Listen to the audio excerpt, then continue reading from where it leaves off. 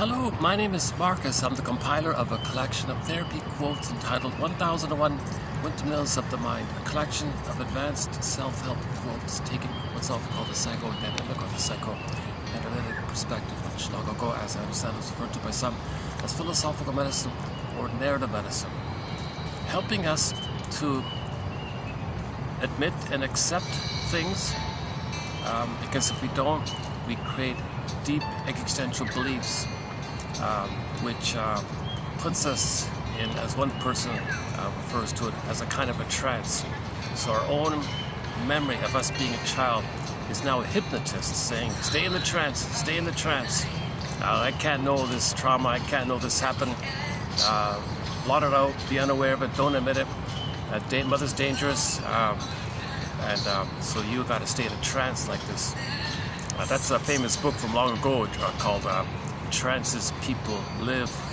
I just noticed this morning that author, Stephen Walensky, is that right? He wrote a sequel to it, and I didn't have a chance to look at it really. So maybe we'll have some quotes from his follow-up book.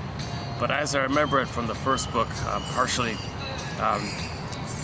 we go into a bit of a trance in a sense, where our response to the trauma was such that we can't know it, we can't admit it. So we disassociate, so to speak, and to kind of like a, like a psychic barrier there or something. Now, the deep conclusion that the baby makes is mother's dangerous, not safe, I can't know it, and everything's frozen like that, because that part of the brain doesn't know time. That's a deep belief around his survival, so he's in a trance now. So his theory was that that experience causes the child to be a hypnotist within you. So your memories of you being a child now function in your current life as an ongoing hypnotist, keeping you hypnotized. Stay hypnotized. So our own inner child of the past, he refers to us back then as our current hypnotist. So now we're in a trance. So our conscious adult life, we consciously as an adult want to enjoy the present, live in the present, not think it's the past. But the hypnotist says, no, you're still in the past, still dangerous, hypnotized, hypnotized, hypnotized. Hence the idea of trances people live. So we want to wake up from this dream, or wake up from this trance, deep trance, or something you call it, I forgot. So we'll see if we can add a few quotes from this fellow. He really was a seeker in his life. He was part of the, the '60s human potential movement. Did all the popular, Gestalt, Eric Berne, all that stuff. Fritz Perls, Eric Berne. He said he did all those human potential groups and exercises. He said he ended up in India, studied under a guru and all this. But he said there's two sides to the story around that. I don't know the full story about the guy, but I'm just reminded of his way of putting it, that if we're not enjoying the present, that's because our own inner child of the past is functioning to this day in the present to us, hypnotizing us. So we're hypnotized by our own inner child of the past, who's the hypnotist. Hey, inner child of the past, you don't gotta hypnotize me all the time. Well, the inner child of the past, us in the past, we were just overwhelmed. We couldn't process it, we couldn't understand what happened, we couldn't assimilate it, we couldn't digest it, we couldn't know it. It was too much for the system. My baby can't admit the reality. What? My mother's like the wicked queen in Snow White? She can't love, she's impaired. She thinks everything's about her, and she wants to use the baby to meet her needs. I can't know this stuff. Okay, go in a swoon, go in a trance, be in a hypnotic state. Now you're kind of in this kind of trance where you spent your whole life in this frozen conclusion where mother's dangerous, and you gotta stay in a frozen, suspended state of animation, kind of like being stunned like this, and you're kind of stunned in your life. Now the ego, of course, splits off. So now that means your ego related to your cognitive ability and your biological development. So you can still get 10 medals and 10 PhDs and win 10 awards and do sports and things. You can still function like that. But we're talking about the mind of you associated with your beingness, at home with them. Okay, the midnight blue, the Shakti, the Yim, called embodiment. We want to feel embodied. We live to the extent that we feel embodied. Okay, we live to the extent that we feel at home within, embodied. We have an I there, our identity there, our ontological self, our feeling self, our embodied self. So that's the natural state of affairs, to be embodied like that. Now, this embodiment is sometimes referred to as a metaphor as the feminine principle, the feminine element, because the beingness quality. So the embodiment is called beingness, and the beingness associated, somehow it ended up being called the feminine principle, like the moon, the being, the stillness of the moon. I like the song in the background here, waiting for the moon or something, the moon bird. I haven't played this song in a long time. My goodness, I don't know how well it's coming across here. I've got it on full volume here, but a song called "Waiting for the Moon," about this little scrappy little moon bird. The song's about a bird called the moon bird. This scrappy little thing. I looked it up. Tough little guy. He's got his feathers are flying all the time, and he spends his whole life basically in flight. He's based in the South Pole. He flies to the North Pole, and spends a little time there, and flies back. That's all within 1 year. Has a rest at home, and does it again the next year. He spends his whole life flying. He's a tough little guy, the moon bird. And he knows, and when he's flying across, he knows where his food is. His favorite food is crab eggs. He knows, oh, there the crab eggs are over there, so he goes to the crab eggs. He remembers where the crab eggs are, you know, and he does it a year. Just a little guy, and he does it every year like this, his migration pattern. So he basically spends most of his life just flying. I don't know. The song's about that, called "Waiting for the Moon," where the scene is the moon bird is on a branch, you know, and look at that image. There's the little moon bird on a branch, and that's about it. Just a nice little song. But anyways, the idea of the moon, that's associated with the beingness quality, this resting, beingness kind of quality. Kind of like the nighttime, the stillness, the beingness quality. So anyways, it ended up, somehow or another, it ended up being referred to as the feminine principle. The beingness embodiment called the feminine. Okay, so now you take the feminine idea. Oh, again, hold on a second. Keeps repeating on me. Okay, now you personify the feminine. Well, why don't we take a princess then? Princess, female, feminine. Why don't we just now make a princess? So now in myths and fairy tales, when we talk about princesses, that's a symbol or a metaphor or a picture to represent, or a symbol. Symbols are not real, but you see them. Symbols help you to refer to something invisible that's real. So you're feeling at home with them, this feminine quality, this beingness quality, the embodiment quality. It's kind of invisible, but you feel it. It's like the moon. It's a peaceful, calm, serene, the serene, inexhaustible fullness of being, like the moon. So we don't know how to describe that or talk about it. So let's just make a metaphor, like a picture, draw a picture, like an artwork. Just draw an artwork, and let's create a princess. That's going to symbolize our beingness. So in a myth or fairy tale, if the princess is lost, like in a tower like Rapunzel, in a coma, and like in a glass box like Snow White, or if she has to morph into like a fox and run away, or morph into a swan and fly away, or morph into a bear and run away. Okay, so in the primary mentation, primary process thinking that the child is engaged in, it's a different mentation there. Things can flip-flop and shape-shift in no time. It's a different kind of world in there. Myths and fairy tale, there's no kind of logic, there's no time. It's a key one, no time in there. So, and another one is that things can shape-shift and morph like that. So if the child's traumatized, his beingness, his princess within, some people call it the anima or the anima, forget about that. Anyways, it's the princess, okay, the soul basically, your beingness, also known as the soul. Okay, it starts off as a princess, but she might morph. She might be on the field, Earth opens up, she gets pulled out into the underworld called repression.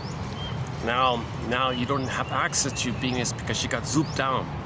I mean, your budding beauty, your beingness, your emerging self, your ontological self called the budding beauty. Snow White means your budding beauty, your emerging self, your emerging authentic self. It starts there, it's just budding. It's a budding beauty. It's there at birth, it's just budding, it's there, and it needs to feel safe to be a part of you. But if it's unsafe, it's exile. Okay, it's pulled away. In Disney film Inside Out, joy and sadness representing the feeling side of the beingness gets zooped away. Okay, or the princess Miss Echo turns to stone and a statue. Echo becomes a statue, turns to stone. You know, okay, again, the beingness can be locked in a cage, like the Iron John story. And this motif can take a variety of forms. But the psychological message is the same. The child can't have his beingness anymore. He's got to flash freeze it, protect it, and exile it. Flash frozen, exiled. Okay, another image for this is the pin goes on the collar, okay, meaning the jargon is that under the collar, the person's got to have what they call flat affect. So your affect, your feelings and sensations, well, you feel sensations, but your primary feelings go flat. And we live to the extent that we feel. We live to the extent that we have joy at the counsel, the blue jay, the bluebird of happiness, the pleasant feeling of your being is called the blue jay or the bluebird. It goes flat. The bluebird flies away. It's gone. The bluebird is exiled. Now no bluebird there, meaning no pleasant feeling. Joy gets zooped away. Okay, sadness is related to admitting losses, and it's associated with your beingness to be able to do so. And if your beingness is missing, now your ability to feel sad is missing. That's complicated grief, aggravated grief, the derailment of the grief process. Okay, it can lead to pathological nostalgia, it can lead to melancholia. Then because of the pain of not being able to feel sad, you don't feel sad to feel pain. You feel pain because you can't feel sad. And to get away from the pain, you might do manic defenses. Now you gotta numb the pain of it all. So people might drink and smoke or keep themselves distracted, called manic defenses like that. Hold on a second.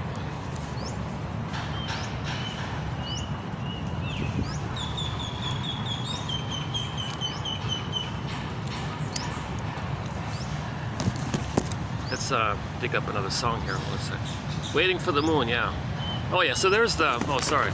There's the, I don't know if it shows up there, but that's the album cover.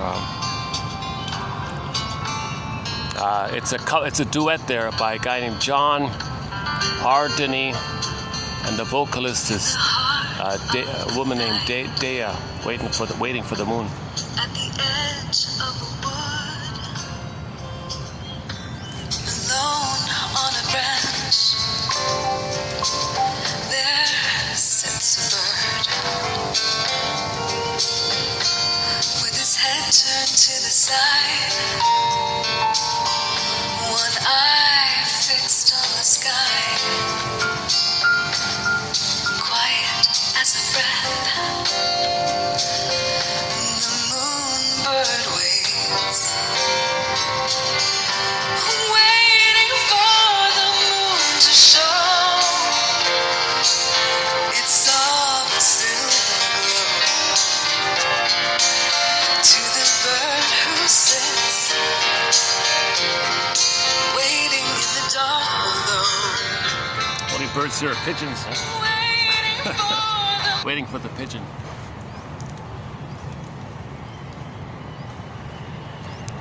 Okay, so why don't we just talk briefly about the Snow White? I mentioned it a few times already. I just noticed the ads for the new Snow White film just came out. I haven't seen it. I'm not going to see it, kind of thing. But okay, what the fairy tale of Snow White represents is a very common motif called our beingness and our budding beauty. It's suspended, frozen. Okay, so Snow White's in a coma in a glass box in the forest. Forest means unconscious, another world. We live in the two worlds. So you got like the regular world and the forest is the unconscious, and they got the house or the castle and like the body, the person, and the unknown, dark, mysterious. Okay, oceans and forests, unknown, dangerous, like that. That's vast. So that's a lot of power there. So it's exiled into the unconscious. Okay, so Snow White's in the unconscious. Okay, so in other words, when a person, and just in general, when a person is born with a budding beauty, with the beingness, with the inner Snow White, everybody's born with the inner Snow White, or Rapunzel, take your pick. Okay, we're all born with this beingness. Okay, now it's meant to kind of feel safe, to allow it to be there. It's meant to grow with us. It's meant to be a part of us. It's meant to maintain within us. So we can always feel embodied. We can always feel our ontological self, our identity, our home within. We can always have that kind of quality. But, okay, as discussed yesterday, and I'll go to yesterday about the ghost mother. If the mother is, i.e. a narcissist, okay, no loving mother there, missing loving mother, kind of like a ghost mother like that. So if for whatever reason the mother is kind of like the wicked queen, and, doesn't have a beingness to love, or resents the idea that she's supposed to love, or she feels entitled to receive. It's all about her. Mirror, mirror on the wall. Whatever's going on, whatever old cunning tale is going on with the mother, where she doesn't meet the baby's needs. What the baby does is, oh my God, mother's dangerous. She's not meeting my needs. She's not making it. She's not making it safe for me to trust and love and have my beingness. There's gratitude. There's affection. There's tenderness, vulnerability, beingness. It's a tender thing, you know, in the beginning for the baby, for everybody. So it's the baby says to himself, mother's dangerous. First things first, protect my authentic self, protect my true self, my budding beauty, protect my soul. What am I going to do? Baby says to us, what am I going to do? Okay, the system says, flash frozen, send it away. So the flash frozen is going to be like echo turns to stone. Okay, Rapunzel, okay, locked in a tower. Miss Kor in the Greek myth gets pulled down. Iron John's locked in a cage. The maiden king, the princess called the maiden king. See, the maiden is the feminine. When you have your feminine, the doing, the king, the masculine is ethical because you have your beingness. So the maiden king, okay, so the beingness leads. The beingness is based, your doing is based on the beingness, so it's the maiden king. Okay, meaning that if your beingness is there, the maiden is there, the princess is there, then your doing is ethical, virtuous, moral, ethical like that. Now, if the beingness is missing, then your doing is whacked. Woodman says, yeah, the distorted, the wounded feminine leads to the distorted masculine. Things are whacked like that. So you got to heal and get back the beingness. Then your doing will be normal. Your doing will be ethical when you get your beingness. So you got to get back. You got to get back Snow White and all that. Now that nature does that kind of thing. You got to understand what's going on. Then it might come back spontaneously. But you got to be conscious of things. To process things and assimilate things and recognize more fully that you're in the present, you're not in the past, and tell the inner child of the past, you don't got to hypnotize me anymore. We're in the present. Okay, we can accept the pain. We understand that she was impaired. Mother was impaired. She didn't get her needs met. Something happened in her development. She didn't get her needs met. She was impaired. She was a ghost mother. She was a narcissistic mother. She was a BPD mother. So we get it now. We can update the story here, so we can enjoy the present kind of thing. So the inner child of the past, you know, you can kind of let down your guard, I guess. We can accept the memory. So we're not in the past. The present's not the past. So you got to kind of update your understanding of the past, kind of thing.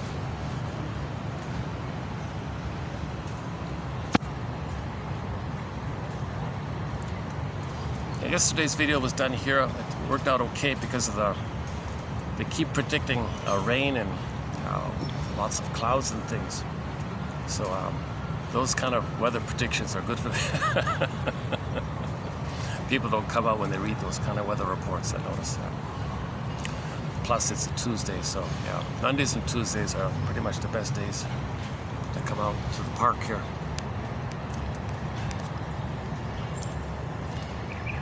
Okay, so again, the maiden king, okay, that's a symbol for your beingness, okay, the maiden, and when you have the maiden, the king side of it means your doing is ethical because you have your beingness there.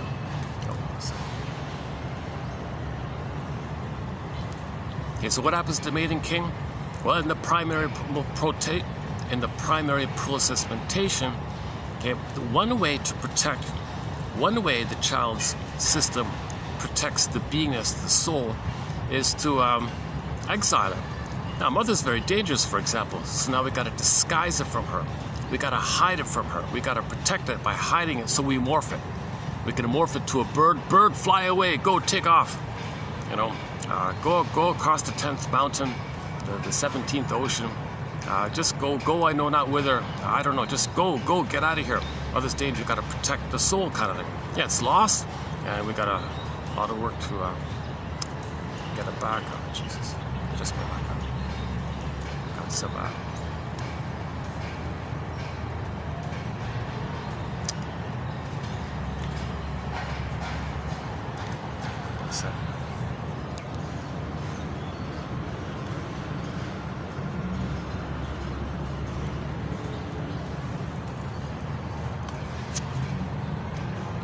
I might have to move here, but let's try.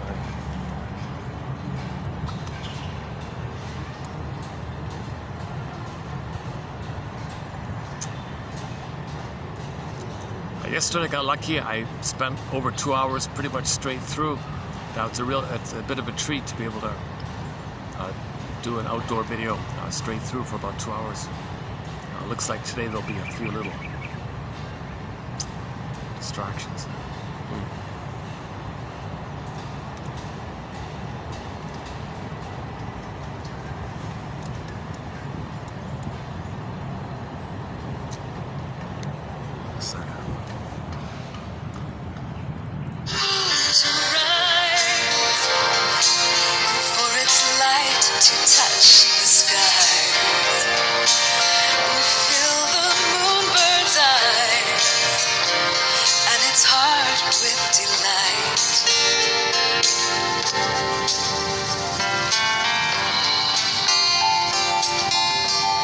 So night after night,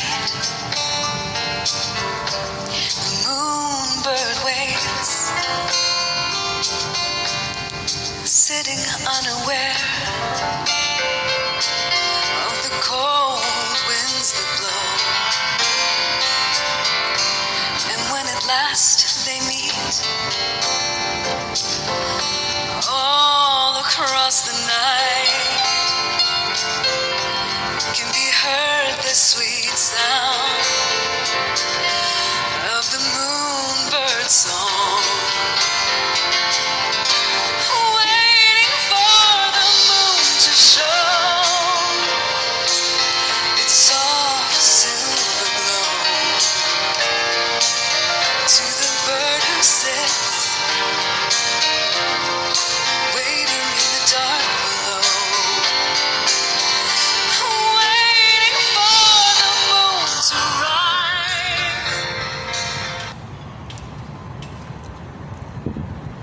Waiting for that group in front of me to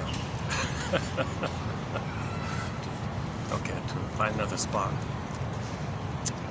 I'm sort of on the fence here whether to stay or not. Okay, let's give me a minute. Let's give it another try here. Okay, let's see if I can get back to it.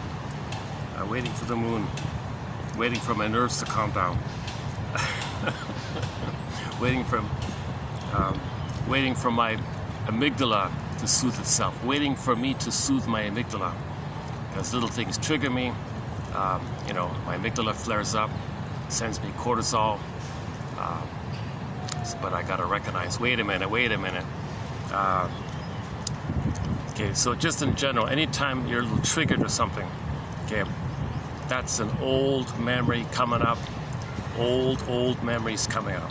Something in the present, okay, just resembles something in the past which you don't remember, but it resembles it, so it's triggered up. Okay, so you're dealing with old fears and old memories like that. Okay, so anytime you're triggered, that's immediate code for unprocessed trauma, unmourned losses. Okay, so anytime you're triggered, okay, that's unprocessed trauma, unmourned losses. Okay, we're homo traumicus. We're pretty much all traumatized to one degree or another. Very few, it seems very few are able to go through developmental process without being traumatized in the process. A lot of babies are traumatized into uterus at birth. Birth trauma is a huge one. Birth trauma.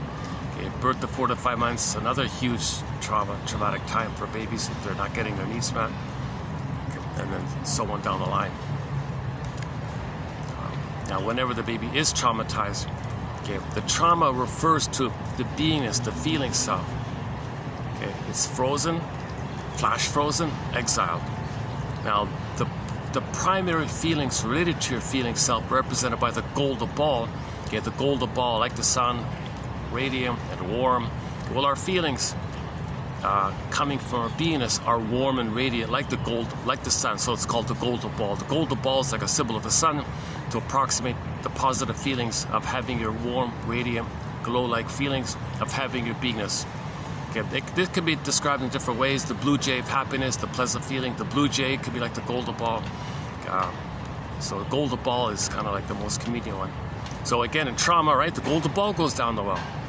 Okay, so it's sort of implied. If Miss Cord gets pulled down, okay, condensation image, it implies that the golden ball went down. If the golden ball goes down, then Miss Cord got pulled down. Sometimes it's kind of together, like Rapunzel. You got the princess and the golden hair kind of linked like that. So the Rapunzel story, she's not, that image implies that the trauma's there, but it's a little more manageable. It's a little more identifiable because the princess and the golden hair are there.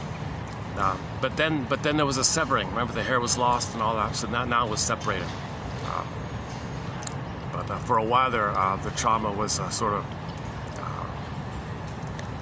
the fragmentation wasn't too severe.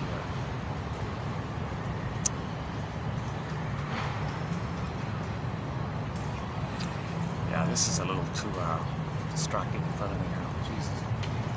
Give me a good. I'm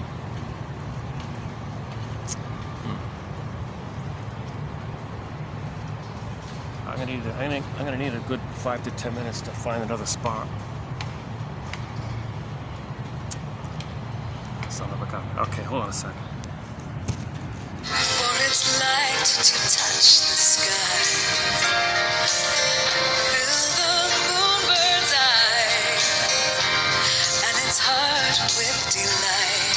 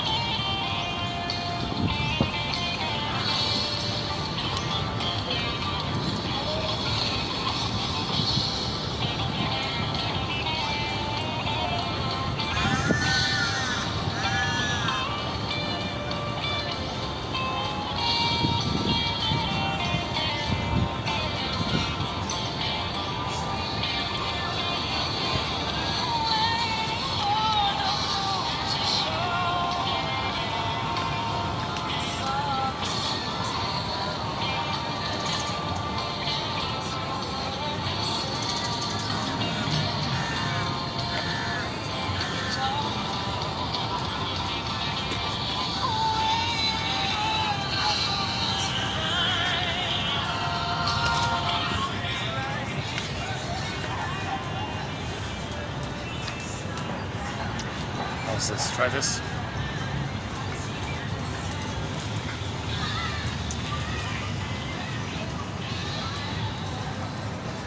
Okay, hang in there, hang in there.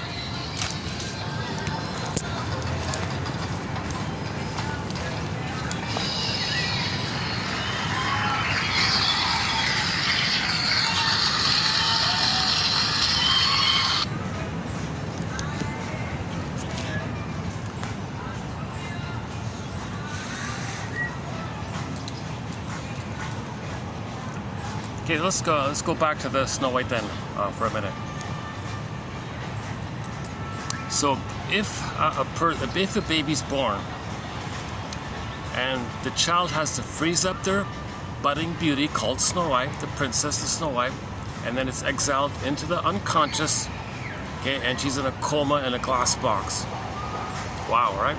So that means a person with that inner experience, okay, it means they're not going to feel their beingness, they're not going to feel their budding beauty. Yes, they can feel empty inside. Yes, they can feel shallow inside. Yes, they can feel like a kind of like a swoon, like a mercy numbing over the pain of where the beingness should be, called the swoon, or the trance, or the hypnoid state, or something. So you go through the motions of life, you sleepwalk to life. One guy said he's drunk all of his life. He doesn't need to drink, he said, because his brain sends him endorphins all the time. So he can still function in life, but you're missing your beingness. You're not complete, you're not whole. You always say something's missing. Long ago, this kind of trauma was called weaning trauma. The baby was overwhelmed with being weaned prematurely, and his psychic structure called fusion, self-concept, mother concept, still being one. He wasn't ready to have it separated, so he's still frozen with the oneness inside. So he wasn't ready for that. So that weaning trauma, he can't handle the mother separate, and he's separate. He needs enough love to get to that place of being separate from the mother. He needs to be nursed and fed, but premature weaning, or weaning prematurely, doesn't allow this, so he's flash frozen like that. There's an abandonment issue there, or abandonment syndrome, abandonment complex, abandonment neurosis. You know, the image, as discussed yesterday, the chasm image, is called the basic fault, the geological metaphor, like the gaping hole there. That's a psychic pain like that. So so the metaphor, the basic fault, means this feeling that some core fault took place, called weaning trauma. Or the mother didn't meet the baby's needs, she was misattuned, malattuned, used the baby to meet her needs, manipulated the baby to meet her needs. That's a core fault for the baby, on the baby's end. And so the beingness, symbolized by Snow White, let's say, again, she's going to be exiled into the forest. It's going to escape into the forest, like Miss Cord getting pulled down into the underworld of forest, Joy Sadis gets zooped away, etc. So she runs into the forest. The story puts it that she runs into the forest. So she escapes into the forest to hide, to protect herself, right? And the wicked, the mother doesn't want the child to have needs and feelings. So the masculine side of the mother, called the woodsman or something, will go get her and take her out and give you her heart or something, because the mother was so envious. She was so envious of the goodness of the baby, because to preserve her, for the mother to preserve her identity, she's got to hate goodness. She can't see goodness. That's what the mirror on the wall means. Who's number one? Who's the fairest? Who's the greatest? And all that. So, the baby has needs. The baby is beauty. I can't handle that. Take it away. Woodsman, give me your heart. You know, whoa, right? So we don't.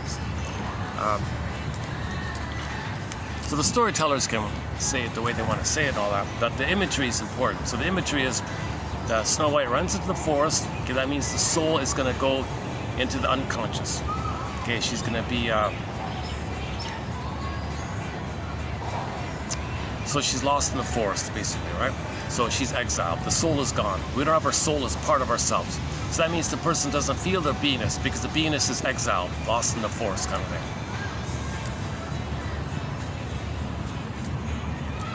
And the idea of that the mother, see her voracious greed, I can't see the goodness destroyed. I don't want to remove the source of envious feeling, destroy her spirit, destroy her beingness. So that's the idea, that she wants to gobble up her heart like that. Not see it destroyed. Plus she's greedy, she's in the oral phase, she's devouring like that. It's destructive as well. Doesn't want to remove, she wants to remove the source of envious feelings, doesn't want to be triggered, because for her, being a narcissist is a 24/7 full-time job. When a mother has NPD, being narcissistic is a full-time job. Yesterday's quote from Miss Rudlin. Go to yesterday's quote by Miss Rudlin. That was a pretty good. Actually, yesterday wasn't too bad with the Miss Rudlin. I did a preview of a quote coming up in the next two videos by Miss Catherine Rudlin from her book called Ghost Mothers. She articulates the issue of narcissistic mothers by referring to them as ghost mothers. So she has her sort of slant on describing, which I thought wasn't bad. So we did a preview in the last video. So if you want a preview of a key portion of her book called Ghost Mothers, check out the last video, or go to the next 2 videos and read the quotes there as well.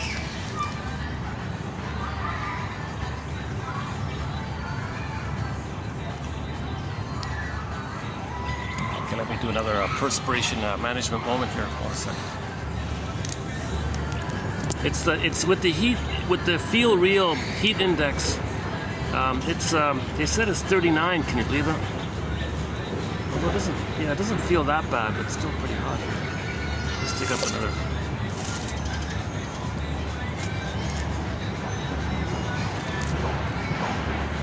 Let's just play a song at random here. What about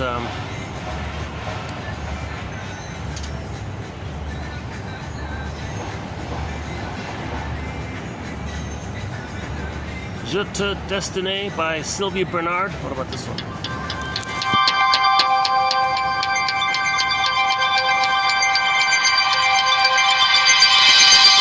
Une ombre chinoise, le corps anonyme, flou comme un rivage, un mirage, un abîme. Bien que je dessine au-delà des ombrages, un coup de crayon et je te donne un nom. C'est ton cœur au repos que je voudrais toucher, dessiner ses échos sous ta peau prisonnier. Un peu plus à droite, une forme blanche, le bras et la hanche, et c'est déjà toi. Les photos sont des spasmes, des éclairs qui passent, qui déchirent l'espace, les moments sont trucages. Le dessin est plus lent, sensuel et fidèle, un jeu confident quand il s'agit d'amour. Je te dessine du bout de mes doigts, à ma manière à moi, à ma manière à moi. Du fusain ou du plomb, c'est une querelle. Quand choisir une saison, quelle est la plus belle? La douceur de la peau d'un homme désarmé, ou l'ardeur assoupie d'un amant apaisé. Si mes yeux sont blessés, c'est que mes doigts magiques savent seuls tout tracer, se moquant des techniques pour les courbes ambrées, pareilles au sable d'eau douce, des teintes estompées par le bout de mon pouce. Rythme ton souffle au mien qui libère le dessin de toutes les poussières que laisse le fusain. Je souffle les remords, des peurs, des coups amers. J'efface les histoires dont on n'est pas très fier. Je te dessine du bout de mes doigts, à ma manière à moi, à ma manière à moi.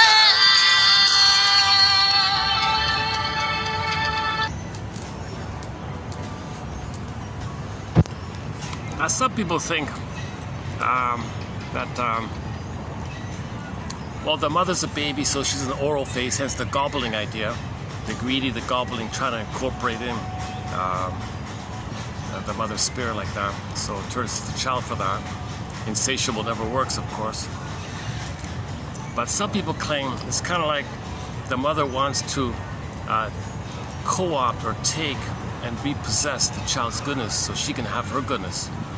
I don't quite fully get that idea, but anyways, okay, let's put that aside for the time being. It's still a work in progress on that one about the heart part. Okay, so now, okay, so Snow White's in the forest, right? And she bumps into the dwarves, the house with the dwarves and all that. Okay, so that's code for when any person, in general, when any person, usually at midlife, realizes that their soul is missing. When you realize your soul is missing, you're going to look inward. you're feeling something's off inwardly. That's an inward feeling. Now, the inward feeling in the body, you got 7 energy centers called the chakras, and each energy center is the symbol for the energy center within you is called the dwarf, because they're miners. The miners dig up stuff. They go down and bring up psychological jewels, psychological knowledge, psychological awareness about you, information about you that you didn't know. You're mining it up. So the dwarves are miners. So that means that at midlife, you're gonna feel within you something's mining stuff up to you. Something within you is trying to make you whole and complete. Bring up to your awareness. Number one, bring up to awareness. Mine up the truth that the mother was cursed or impaired. Her destiny was to be a narcissist. Her destiny was to be a ghost mother, meaning she had a traumatic script. So you're mining that kind of knowledge up. You're mining up the truth that mother failed me. The greatest hurt of all, mother failed me. You're mining up this kind of truth. So the dwarves, that means you want to befriend the dwarf. They always show how she befriends the dwarves, right? The big focus on the film is, at least in the first one, it was how Snow White befriends the dwarves. So that's befriending inwardly yourself, befriending the energy within you. You want to befriend yourself, so you want to befriend your inner efforts within you that's trying to mine up stuff. So you want to befriend yourself. You want to accept the dwarves. So she accepts the dwarves. They get along with each other. They have fun together. They play together. And the dwarves are trying to help her. The dwarves are trying to help her. They're bringing up stuff up to her. The dwarves give her advice and information. You know, watch out, Snow White. So the dwarves are, that's like part of you that's supporting you. And you want to befriend that part of you that's supporting you. That's the relationship between Snow White and the dwarves, like that, right? Okay, so now you're in touch at midlife, and you want to embrace that image of befriending the dwarves, because the dwarves are miners. Okay, that means there's something inside, in your psyche, in your system, in the organism, in the person, something inside of you that's trying to bring up and mine up truth, knowledge, gems, psychological food, psychological insight, psychological information that you need to heal. You got to call a spade a spade. You need the truth. That's the gold. That's the jewels. That's the gems. They're miners. They're mining up. That's what miners do, right? So the storytellers are kind of ingenious like that.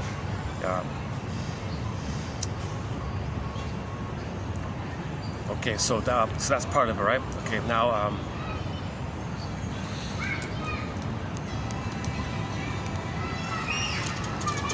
something that comes to the person's attention is that the mother was very resentful and wanted to murder the child's spirit, heart, take her heart, spirit, needs, ontological self, budding beauty. She wanted to rob all that. So it's not about a physical thing. It's a metaphor to crush the baby's spirit, or soul murder, they call it. I don't like that phrase kind of thing. But so that's why we see the images. Okay, so the one with the laces. Okay, first you got the laces. Okay, that's code for, one theory is that's code for that when the mother had the baby, mirror, mirror on the wall, what, my child has needs? No, I'm entitled. I'm the only one that's supposed to have needs. My kid can't have needs, and I'm supposed to give to the kid I never received myself. So she's angry at this thing. So when she holds the baby, she's holding the baby in a rough way. So that's rough handling. So the laces is code for the mother's angry handling of the baby. Maybe grabbing the baby too tightly with her fingers like that, laces like that. And this baby can't breathe properly. She's angry. She's trying to choke the spirit out of the child away like that. So, Jesus Christ, right? So the dwarves brought her back, kind of thing. Okay, number 2 was the comb. So generally speaking, the thoughts come out of your head. So the image is the hair comes out of your head. So each little hair out of your head is like a thought coming out of your head. Now the mother had angry thoughts into the baby. So the rough handling with the comb and the angry thoughts and the comb, that's the poison comb. So she had toxic thoughts, hateful thoughts about this. No, baby, who do you think you are? I'm entitled. It's only about me. It can't be about you. Okay, so that's the angry, that's the poison comb idea. And then, so the soul is still there like that. She's the wicked queen is enraged. So now all the stress in her. Okay, the poison apple, the famous scene with the poison apple. That's a condensation image. So we're not talking about the mother physically trying to get rid of the child. So she's feeding the child, but she's angry. She's got cortisol. That's toxic. So the toxic chemical that goes to the breast milk Okay, the baby's trying to suckle. You got the nipple, round, red nipple. So looks like the apple, resembles the apple, but inside the nipple is the toxic milk. That's like the poison apple juice inside the apple, like that. So you put it all together, you got the poison apple. Okay, that's code for that the mother resents the idea. She's angry at the idea. Her handling is rough. Her thoughts are hateful, and her feeding is disturbed. So the pores. Okay, that means that the child's getting it from the mother in all sorts of ways like this. Yesterday's joke was she's doing the best she can. The wicked queen's doing the best she can. What a way of saying it, right? So remember, the mother, the wicked queen, cannot love the child because she was never loved herself. She doesn't have Venus. She never received love. She's still frozen in a state of entitlement. She's like the myth, trapped in a mirror. Narcissus looks at the pool of water. He sees the reflection. That's all he sees. It means all about him. Everything's him. And he's in a blissful state. He's blissed out, all about him. And he can't leave that condition. The wicked queen cannot leave that status, that situation, because the only way to do so is first she's waiting for mother to appear to see the child, so the child can see themselves reflected in mother's eyes. That's the child getting some sense of being seen and having an identity. If the mother can see that, then they can see how she saw it. That facilitates the child having a reckoning. Oh, I'm me, and mother's a person. Mother see me. I'm seen by the mother. I was seen. Mother was a seer. I'm seen. And that facilitates the differentiation like that. The child needs that kind of experience called mirroring. So the mother has an interpretation of the child. You're wonderful. You're great. Nature's greatest miracle. You're awesome. The odds of you being here are 1 or 400 trillion. What a mystery. What a delight. And life's longing for itself, nature's greatest miracle. What a delight. I'm so delighted you're here. I welcome you. The child sees all this in the mother's eyes. The child sees this, picks it up, and that's how he treats himself the way she treated him. He needs that kind of experience to then pick up on himself that he can separate from. Thanks, Ma, I'll take it from here. Thanks for seeing me in a nice way. I can see myself in a nice way. Thanks for soothing me. I can soothe myself. Thanks for being present to me. I can be present to myself. The child's waiting for those kind of experiences. The umbrella term is mirroring, or good enough mothering, or the soothing interject, or the holding interject, or internalized good object, whatever jargon that people come up with. He's waiting for that kind of experience. So if he didn't get it, he's trapped in the mirror. Okay, like the myth, Narcissus is trapped with the reflection. He's waiting and waiting and waiting. It's empty. No mother's there. The ghost mother. He's waiting for the ghost mother to be a real mother. He's waiting and waiting, hoping that one day this missing ghost mother will somehow magically poof and be a real mother and see him, and he'll develop and leave the pool and love life in the present and go on with his development.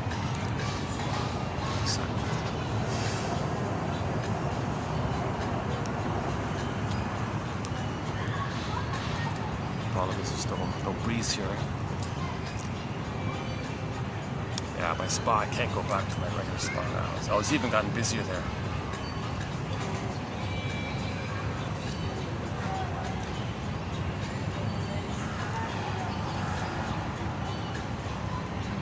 These are two pigeon buddies here, huh?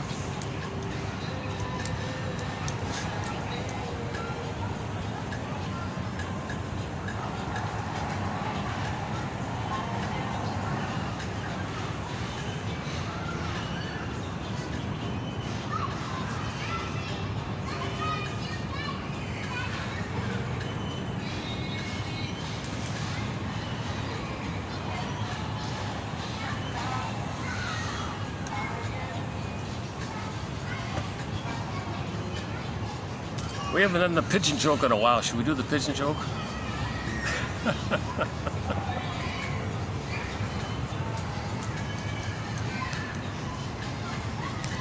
Okay, so just quickly, I heard it from a comedian named Steve Barron. It's about a lady at midlife realizing she's getting older. She doesn't want to. She wants to engage in pathological nostalgia. She doesn't want to admit that she's getting older. She doesn't want to admit the pain of mortality. She doesn't want to admit that she's not going to get mother's love and all this. So she's got to face this. And ouch! I don't want to face this. So she heard something about reincarnation. She overheard something about reincarnation, and she wanted to latch on to the idea and use it as a fantasy that, well, don't worry about mortality. She'll just pick up on the next life. She'll live forever and keep on going to get her glory and to get her power, to get to win mother's love. She got the hope to win mother's love. She's got to be perfect, got to be number one all the time. So she had that kind of fantasy to be wealthy and all this. So anyway, so she says to the Behrman guy, who's a little bit knowledgeable about New Age concepts and all this, hey, Mr. Behrman, you know a lot about these New Age kind of things. What's the deal with reincarnation? Tell me about this reincarnation thing. Now, he picked up already from her that she wanted to use the idea as a reincarnation, as a defense mechanism to not face mortality, to not face the pain of getting older. So he was kind of aware of that. So his reply to her was, oh, it's funny how things work out. I once knew this guy who wanted to be wealthy during his lifetime. He was reincarnated as a pigeon and made a deposit on a BMW.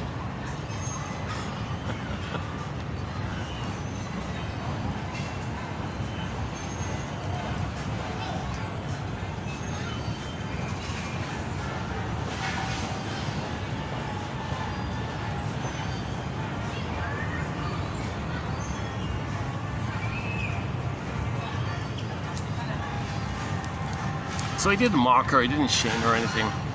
He just kind of validated her concerns, gave her emotional validation. Yeah, you're angry, you want to dump on a car like that, but the play on the words, you're going to buy a BMW, you're going to be rich. He kind of acknowledged her mixed feelings, and she had a laugh about it, kind of thing.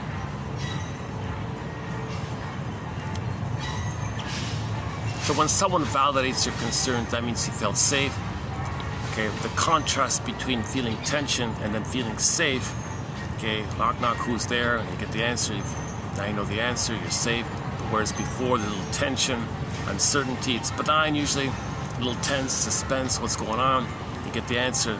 By comparison, now you're safer from before. So when you're safer from before, in this kind of benign area, the mechanism is humor, you're gonna laugh. Now this laughter is kind of gonna depend on a person's psychic structure. And people tend to only laugh at put-down jokes. That means their psychic structure is Faustian, right? If people laugh at, helpful kind of things or playful kind of things, not at somebody's expense, okay, that's trauma a little bit later on. You didn't make the Faustian deal, kind of thing. So his jokes tend to be a little more playful like that. Most of them, not all of them, but most of them tend to be trying to make you a little aware of yourself in a playful way. So Grotstein refers to that as the depressive position, psychic structure being the depressive position versus the paranoid schizoid position, which is the Faustian one, the Schadenfreude one. So the depressive one is called Freudenfreude, pleasure in other people's healing, pleasure in other people's learning and growth and development. So your human can be in that kind of area called Freudenfreude, pleasure in other people's healing and happiness, versus Schadenfreude, which is others are you, and you're the mother. Mother shamed you, your mother shamed yourself, so that means you shame yourself. That's called repression. So not be aware that you're shaming yourself because you made the Faustian deal. Okay, when something's repressed, it's projected. So you find someone who's you and shame them because you're shaming yourself, but you don't want to be aware that you're shaming yourself. So when you shame someone else who's you, the proxy of you, it makes you unaware that you're shaming yourself. Now you feel one with the mother. That's a blissful feeling, to be one with the mother. You got a crumb of identity. You think you're a king and a god. You're important, but you made the Faustian deal. You got to sell your soul. Others play your soul. You mock them. You mock yourself, but you're one with the mother. So that's perverse stuff. It's a little bit ill like that, called Schadenfreude. So people's jokes tend to be dark humor. A lot of cynicism and sardonic humor, black humor. Okay, that's kind of a clue that they're shaming themselves the way the mother shamed them, and they become the shaming mother. Too painful to always shame yourself, so to make yourself unaware that you're shaming yourself, you're doing so to have some identity and some connection to the mother, but the condition is you got to sell your soul. It's too painful to always sell your soul, so to make you unaware that you are selling your soul, Faustian deal, okay, you find someone else, you attribute someone else as being you, as possessing your soul, mock them, and that makes you unaware that you're mocking yourself. That's the perversion of the Schadenfreude. We're not talking about Schadenfreude, if somebody's in pain and there's some kind of relief and they feel better. We don't mean that. We don't mean you feel pleasure at other people's suffering and misery, because that's your own self. You feel this perverse pleasure at your own self being suffering. You just don't, you're not aware of it. You just put it onto someone else in your fantasy and they're suffering. Then you feel the pleasure of the masochistic ties, the sadomasochistic tie you made with the mother, and you become the sadist who shames yourself. Others play you, so others are suffering. That makes you unaware that you're suffering, and you're the one who causes the suffering. Why? Because in the Faustian deal, you salvage a crumb, a remnant of identity. All babies think they're kings and the gods. They got to make it happen. The baby's so passive, being hurt all the time. Baby says, "All right, fine, I'll make the deal. I'll shame myself. At least I did it."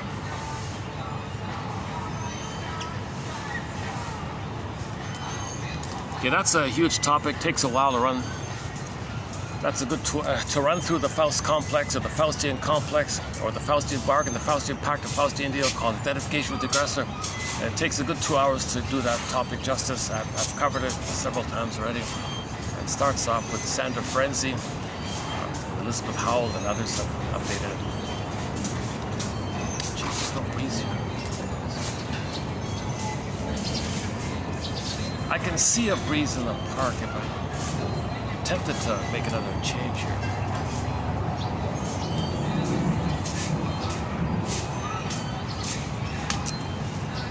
Hold on a second.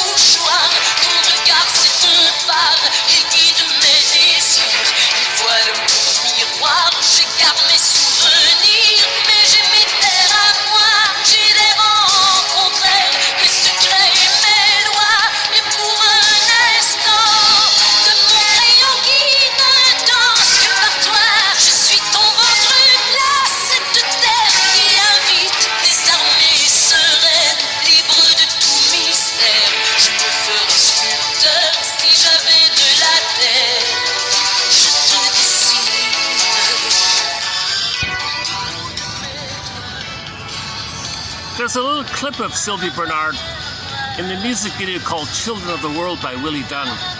Willie Dunn and Susan Aguilar-Clark and a few others, and she's in there briefly with the tambourine in there.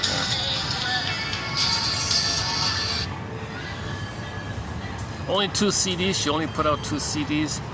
I think she quit the business and opened up an art store or something. Does her own little artistic earrings and things. I think she should have stayed with it. She had a lot of potential there. She's got a bit of a. There's a feeling tone to her when she sings a little bit.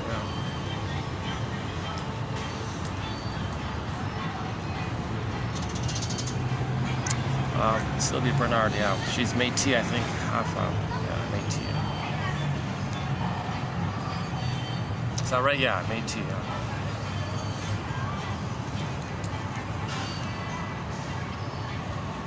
Another song by Métis is Jenny Luzon called Broken Spirit. Yeah. So that's what the Wicked Queen does. She wants to break the child's spirit. Then she can look in the mirror. The child has no needs. The child has no identity. The child's miserable and defeated. And then the mother says, "Hey, it's all about me. I'm number one. I'm center stage, it's about me. My child doesn't have needs because they're gone." The child still has needs, of course, but that's what the mother's trying to do, get rid of the child's needs. Not on purpose. She's doing it because she can't stand the idea that someone else is supposed to receive love from her when she never received love to begin with herself. she's in a lot of pain already. She's got a huge chasm with it. She's in the swoon herself. She's in survival mode. She's in survival mode. It's a 24-hour survival idea. Give love? I can't give love. You got to be kidding. I'm still frozen with the psychic constructs of self and breast mother fusion. It's all about me, center stage. And the breast mother for the mother is a possession that she owns. So she has a sense of owning things, that things belong to her, things should serve her. So the baby's like a symbolic breast. Baby, you got to serve me. You're not. I'm not responsible for you. You're responsible for me, baby. You got to serve me and take care of me. I'm in center stage like this. Okay, again, yesterday's topic by the ghost mothers. Miss, that was part of the quote there from Miss Redlin. I'm going to redo that quote in the next two videos, 12 and 13. But I thought I did a pretty good preview yesterday. So however this video is, check out yesterday's video.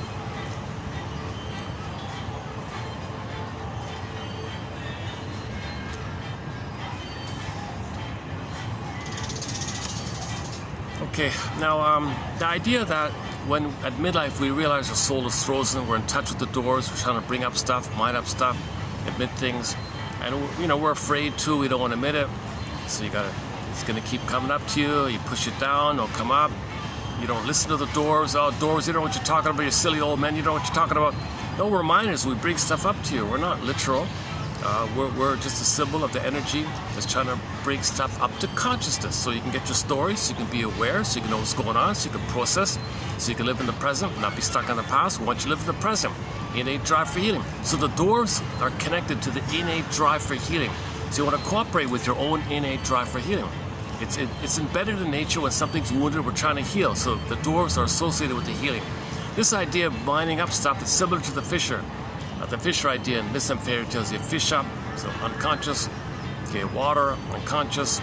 Fish are like contents, unknown, dark, can't see, bring it up.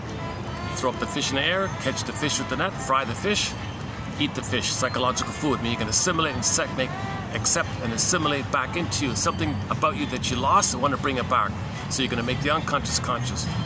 Okay, it's similar to the radishes and the Rapunzels and the rampions. You pull it up from the witch's garden and you eat the radishes, so make the unconscious, bring it up to the air of consciousness and assimilate it. Okay, these three is symbolized by the duck. He can swim in water, fly in the air, walk on land. So we're going to embrace the spirit of the duck like that. Now, to embrace the spirit of the duck, you study defense mechanisms, because the child engaged in the tricksterism called defense mechanisms. So the rabbit is a symbol for the antics, like the rabbit bouncing around. Could be like the monkey as well, I guess. Trickster monkey or trickster fox or trickster rabbit. Usually it's the rabbit, bear rabbit or an Nancy or something. So that means that the child engages in maneuvers of the mind, operations of the mechanism, okay, Faustian deal, double thing, splitting, psychic splitting, repression, all these tricks going on in the mind to deal with the pain. Okay, then he makes up stuff and then repeats stuff to make him unaware, then creates excuses and lies and rationalizations and flim-flammery duplicity to make him unaware of the truth. He's got to lie to himself, he's got to bury the pain, so he creates lies to do so. All these kind of trickstery things are called defense mechanisms. So when we've studied the rabbit, defense mechanisms, that leads to, embedded within the rabbit is the spirit of the duck, because now you have the capacity to kind of like make the unconscious conscious when you study the rabbit. So in the fairy tale, when they find the rabbit, okay, the rabbit poofed into the duck. Okay, so now you're in the duck place. And then when you do enough of the duck work, poof, the duck morphed into the egg. Now you got the potential. Now you got the birth of the new potential. This is your psychological birth now.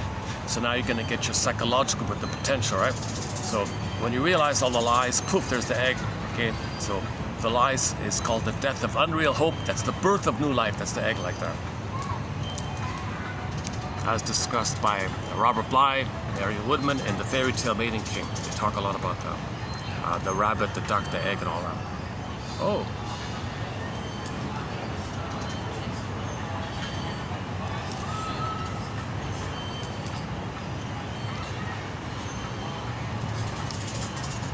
The dog looks friendly, but the owner doesn't look too friendly, so I'm not going to interact with him.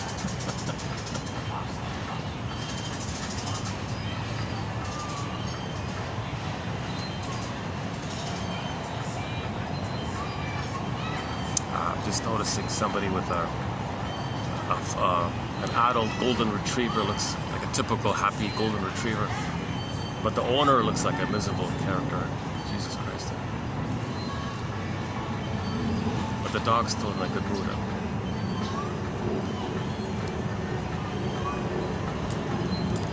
I won't get him in the camera.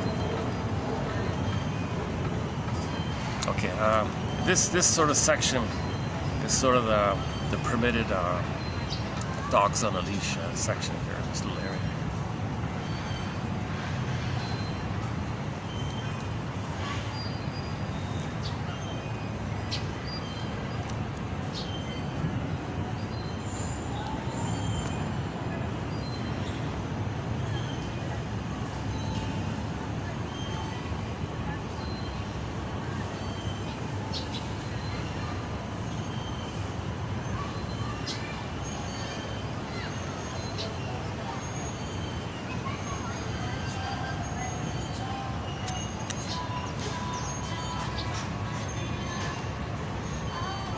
Yeah, they don't have a rapport. They're not playing together. The dog just wants to escape him. He's angry with him all the time. This is it.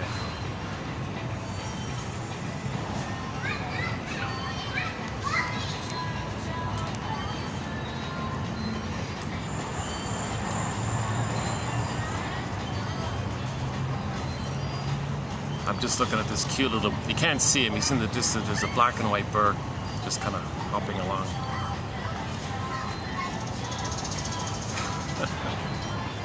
yeah, sorry, you can't see him. I don't know if you can see him. He's sort of in the middle there, pecking.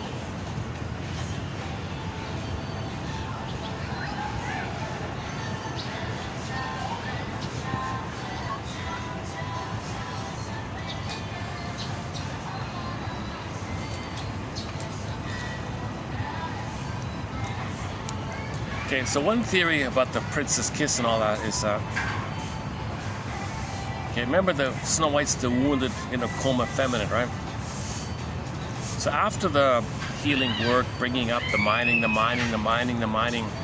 you may start to feel a moment where you're healed enough, and the moment you can express from your healed being, that moment of expressing the masculine, the doing, that's the prince. So the touch, the kiss is kind of like meaning the moment when you can express your healed beingness. That moment when you can express, kiss, like express, there's the prince's kiss. Okay, that's just the symbol, the maid and king. Okay, the feminine, princess and the prince. Okay, the beingness and the doing. The beingness, and now the doing can come from the beingness. When the doing can now come from the beingness, that moment, it's like a little kiss, then she wakes up. Now she can be herself. Now she can wake up, kind of thing. So that's what you want, right?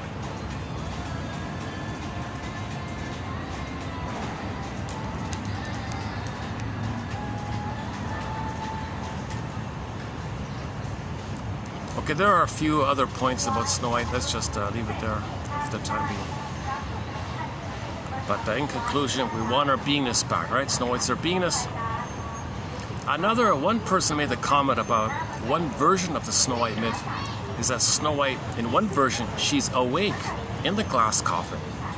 So you see her awake in the glass coffin, whereby she can see through the glass, but cannot feel through. Okay, that's code for, or metaphor for, or a message to describe how a person can function in the world, see in the world, drive a car, pay the bills, they can see through the world, but they're not feeling in the world. They're not feeling in the world, right? That's the ghost mother image. She's emotionally unavailable, no emotional contact. That's when you say to somebody, gee, nice talking to you, but I feel like there's a glass wall between us. Like, I don't know who you are, you're kind of distant or something. You're detached inside, you're cold inside or something. You look like a nice person, but I don't know what it is. There's no connection here or something.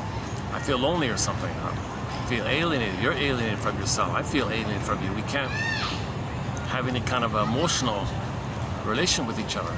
It's just this idea, exchange of ideas or something, but there's zero, so I feel like there's a glass wall between us all the time. Okay, so that's one way of describing the pin in a collar. Okay, that's flat below, and you can function, you can recognize things, so on. All right.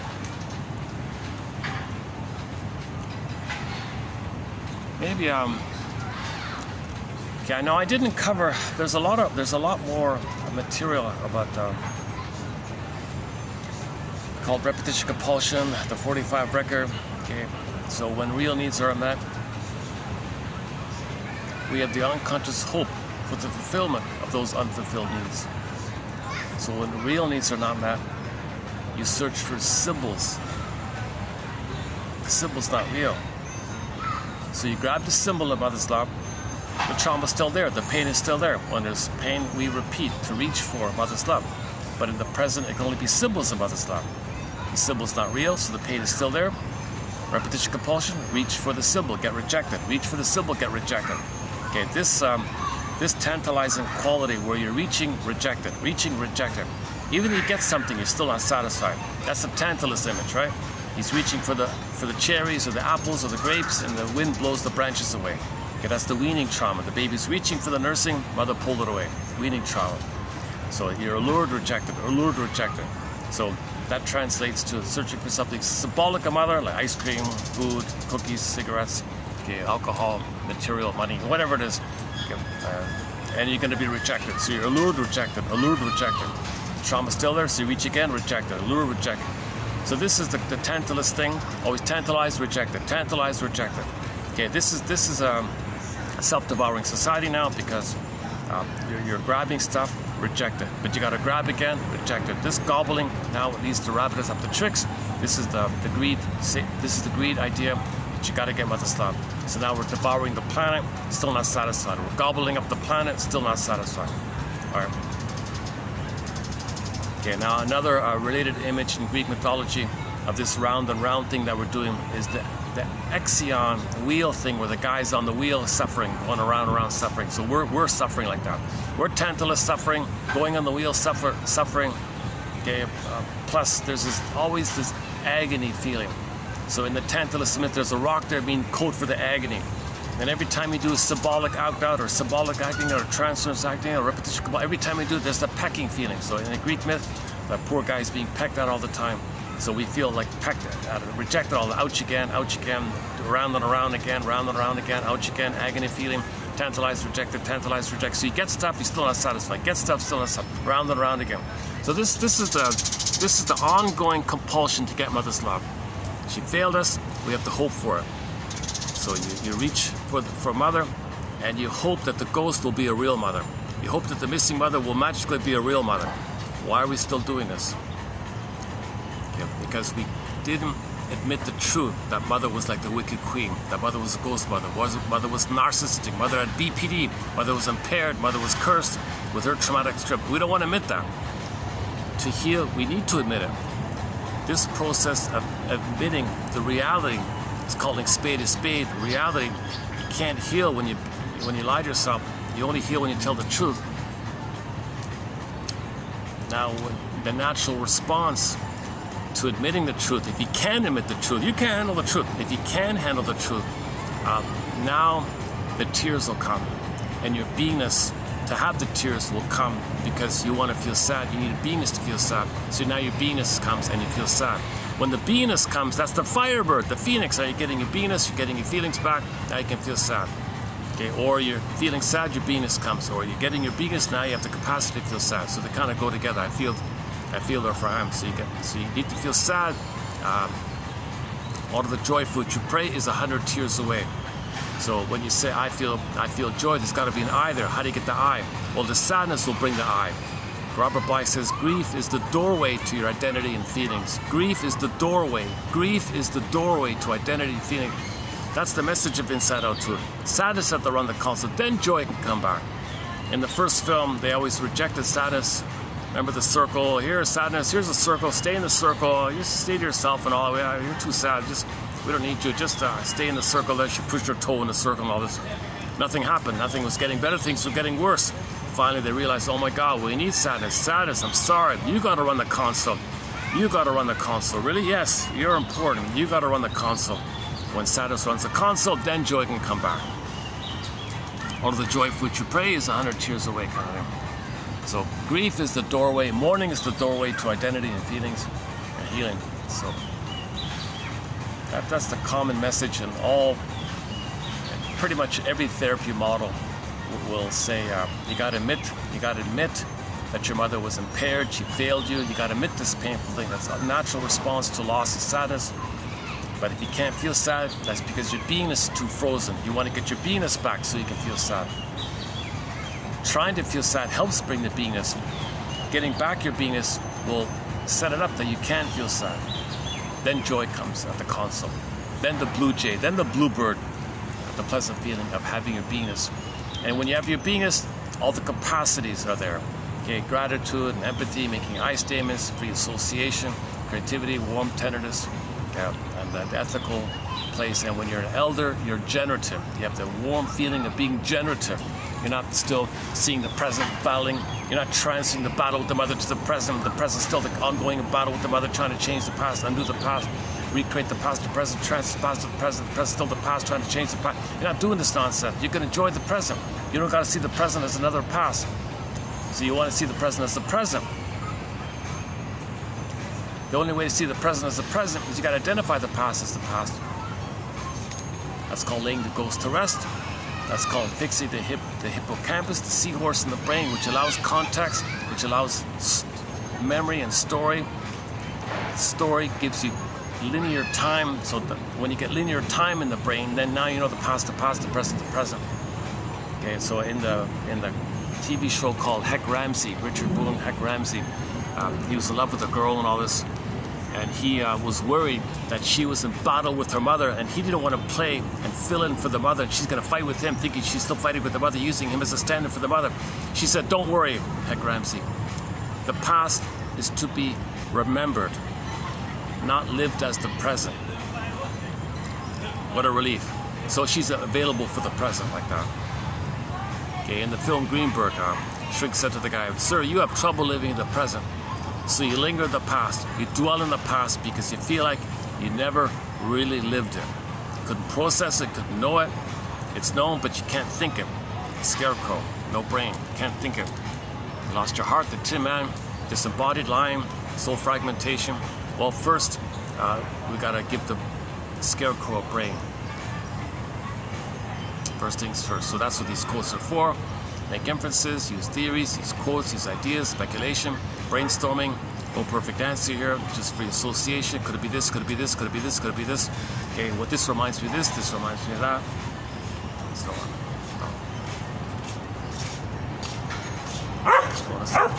Hi there.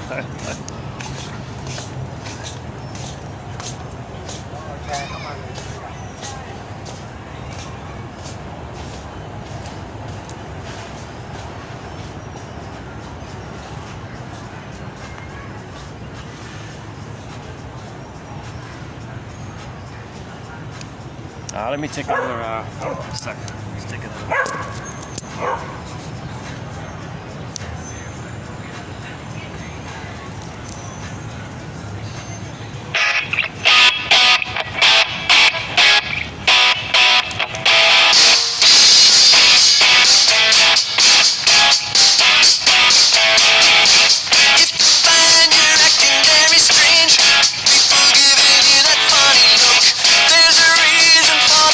Change, force of nature has you on the hook.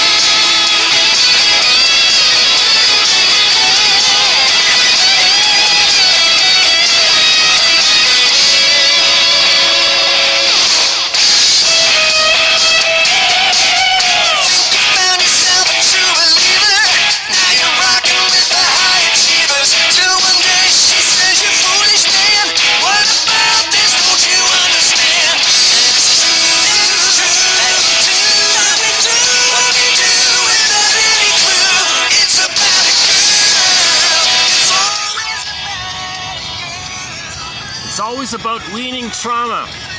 It's always about relational trauma, interpersonal trauma, developmental trauma, strain trauma, weaning trauma. That's what we're dealing with here.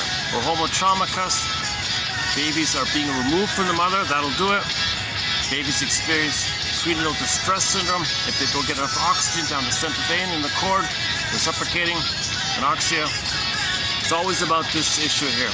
How do we heal from this very early on trauma?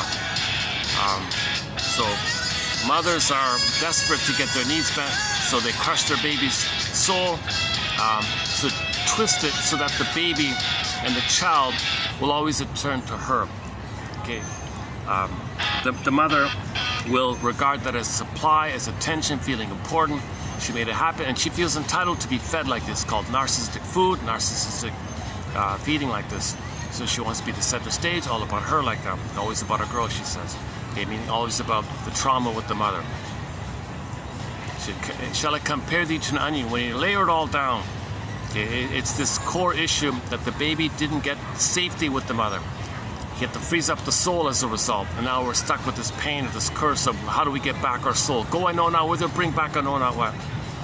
So we don't control that kind of healing response, but we try to understand what happened, and the healing may happen naturally, kind of thing. A clue, you might get little clues that you're on track if you start getting dreams in the morning. Oh wow, okay. Now you're facing things that you couldn't face before. You're feeling things you couldn't feel before. Themes are coming up to you. Things you were afraid to process are coming up to you. Now you're facing things that you couldn't feel before. Sometimes nightmares are positive, have a positive function because you're facing and you're feeling and you're facing and you're feeling some very painful experiences. So not all nightmares are a sign of something's wrong. Actually, it might be a sign of healing because you're now able to feel things. It's disturbing, of course, but you can handle it now. That's why you're getting the nightmare, right? If you can't handle disturbing things, you might not get it. That means you got more work to do. You need more theories, you need more truth, you need more insights, you need more clues, that kind of thing. Truth is, I had a bit of a dream myself after reading that snippet from this Rudlin called Ghost Mothers. That loosened something up in me. I faced something. Now, I didn't get the mother directly, but I got something that was transferred onto something else. So when you dream, it's kind of like layered and coded. It shifts around a bit, but you can kind of trace it back, right? Things don't come to you too directly usually. Usually it's too painful, so it's kind of transferred onto something else.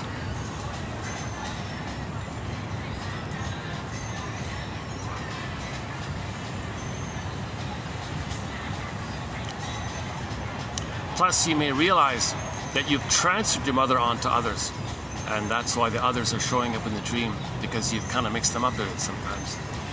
But if you can face that in the dream, maybe later on you'll get the actual nightmare with the mother. So then you can really face the greatest hurt of all, if it's a little more direct like that. But anyways, if you get it coded, you got to treat the dream kind of like a coded letter. Okay, and you want to take what you remember from the dream and use it as a springboard to free associate. What does this dream remind me of? What does this suggest to me? What thoughts spring to mind here? Okay, TTAQ, give the dream a title. T for theme, A for affect, Q for question. What is the unconscious you asking you? What is your secret self, your shadow soul, your inner child of the past? Okay, the one who walks with you, who's not like you, who is you. Okay, meaning everything that's about you that you don't know. Put it together, it's the double self, the secret self. Okay, it's sending you a letter. Okay, so when you wake up, you get a letter. Your soul sends you a letter. So if your soul sends you a letter, don't you want to read it? It's part of nature's drive to make you conscious. So you're unconscious saying, hey, conscious, here's some information. I'm sending it to you coded, and I want you to unpack it so you can manage the unpacking. So I don't think you can handle too much. But you can handle the unpacking. You can ask yourself, what does this remind me of? You can unpack it a bit. So I'm going to send it to you in a coded. You take the code and see what you can accept. The more you can accept, the more it'll send to you, kind of. So interpreting dreams in the morning, those are like letters. That's part of the making the unconscious conscious, right? So when you're dreaming, that's all unconscious. You wake up, now it's the air, like the duck in the air. Now something's coming up to you. Now you want to assimilate psychological food, digest, assimilate, accept as eating the fish, eating the rampion, similar to the miners. So when you wake up and you get some message, that's like the miners giving you a jewel. Hey, good morning there, here's a jewel. Many indigenous people have dream circles in the morning. They call it spiritual hygiene, mental hygiene, emotional hygiene. They do it every morning. Indigenous people sit in a circle, they take turns in a circle, passing the eagle feather. They pass the eagle feather around, everybody gets a chance to talk about the dreams, everyone says aho, validation, and we understand. You're making it conscious and you feel safe to share that. Everyone accepts it, it's validation. So it's hygienic in an emotional sense, right? Because you can accept your emotions more. You do this every morning. The Sonoy people are famous for this. The Samoy people are sort of most well known for this.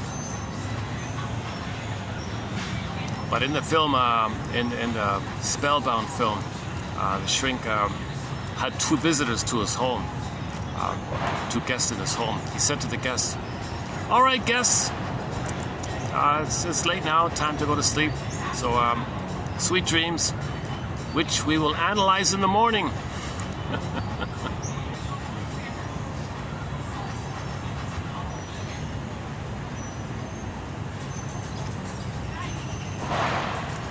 Okay, so again, when real needs are unmet, we have neurotic needs. Okay, symbolic needs, symbolic acting out. Each time you do it, it's called a symbolic act out. A symbolic act out, it's like a mirage. It's the ghost thing. Hoping the ghost can be a real mother. Waiting for the ghost to be a real mother. Your mother's long gone. Now you're dealing with the memory. The memory of your mother failing you. Maybe that memory can turn into a magical real mother. What are you doing, right? So we're doing this relentless kind of thing. Why? Because the system, the nervous system, is remembering a severe case of survival with the mother. The nervous system thinks the person's going to be a goner if the mother doesn't meet the baby's needs, doesn't soothe the baby, see the baby, make them feel safe. Mother's dangerous. I got enter the whole howling man imagery from the Twilight Zone, the howling man. Baby's angry, the mother rebounds in, now he's got his own anger, the mother turning inward. Okay, so the castle, okay, in the room, the cell, they got the howling man. Okay, that means our anger at the mother rebounding in on ourselves, attacking our organ. Now we're the howling man. We're in pain, howling, ahoo. We're in pain because our anger at the mother is going to ourselves. It's going to an organ. We may think it's going to the mother because it's the fusion, we can't tell the difference, but it's going to an organ. So we're in pain of our own anger at our mother. It's being directed at the mother, attacking ourselves. Now that's the howling man within. Okay, it's too much, you can't hold it all the time, so he seeks to escape. The escape phenomena, that's the pattern of the howling man. He's caged in, he escapes, caged in, he escapes. So how do you want to escape it? Well, you want your anger at your mother to go out sideways. How does that work? Well, you gotta think someone outside of you is you who's no good. Then poof, there's your dangerous mother. Now you're angry at your mother, but you displace it onto the person you just shamed, who is you. Because when you shame someone, you insult somebody, okay, you felt no good and your mother was dangerous. Fusion. So others no good. Poof, there's your mother who's dangerous. Now your anger at your mother goes to the one you just shamed. Very traumatized people hate the ones they hurt.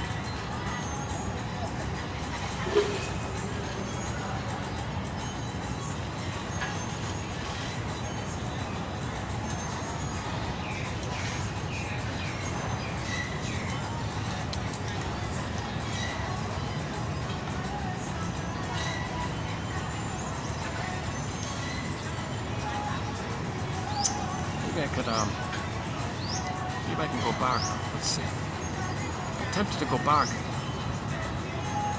It's always a little slightly, there's no breeze here. Let me go back to the pyramid place. Yeah, give me another good 5 minutes to reset up back over there. I think, go back. Yeah, wait a second.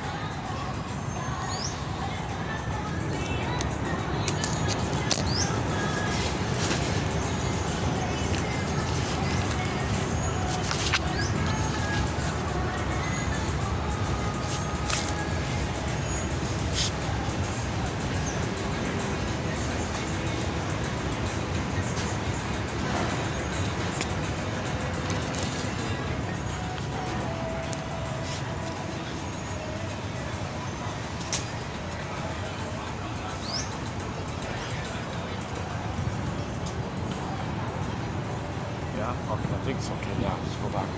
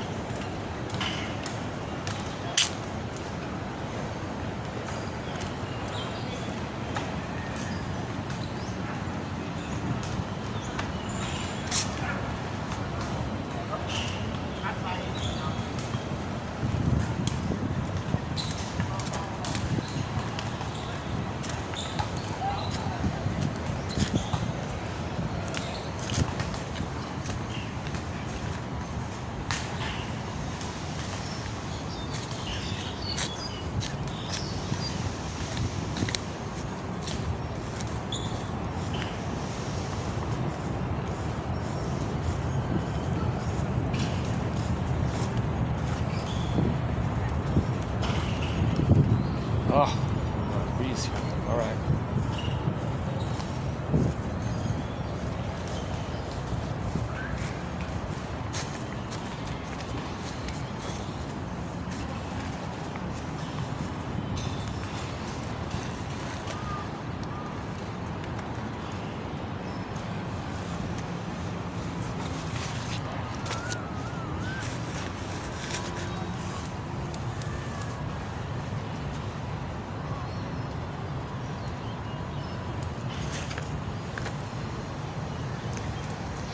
So again, when it's trauma, we repeat partly to find memory.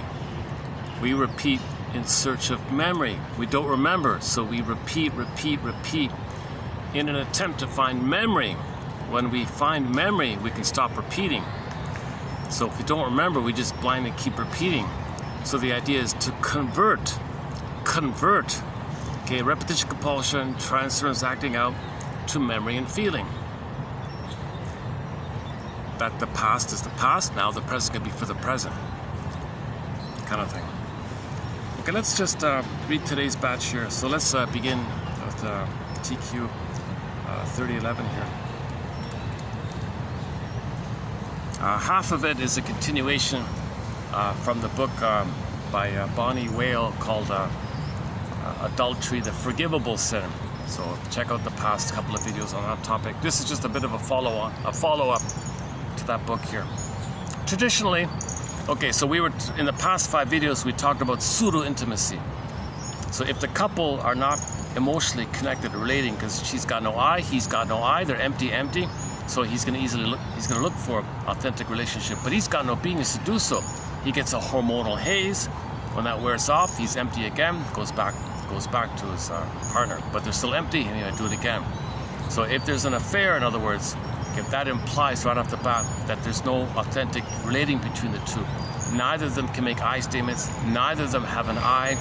Okay, the word intimacy, spell the word intimacy, notice how there are 2 I's in the word intimacy. But if the couple he doesn't have I, she doesn't have I, there can't be intimacy, because there's 2 I's in the word intimacy. But she says, adultery, hold the phone here, back up a sec here. Traditionally, she says here, adultery destroys any relationship it touches. 65% of adulterous marriages end in divorce, but it doesn't have to be that way. She has some different stats. She says the divorce rate in the first marriage is like 50%, second it's like 60%, third marriage is like 70%. After 3 strikes, people withdraw, and maybe the 4th marriage can finally they get it right in the 4th time. She has a different, she's quoting different stats. Okay, anyways, But she says, a little self-promotion here, trying to sell her book here. But I'm a super counselor, she says. Only 2% of the couples I counsel, only 2% divorce after they discover that adultery has been committed. Why? She says, well, because I don't agree with the anguished accusation made by many a wounded spouse, quote, you've committed the unforgivable sin, unquote. Now, I don't condone it, of course, under any circumstances. How could I when I've seen how far its damage can spread? But I do believe it's often the result of an inherited behavior pattern, not a free choice. The adulterer is trying desperately to fill emotional needs that went unmet.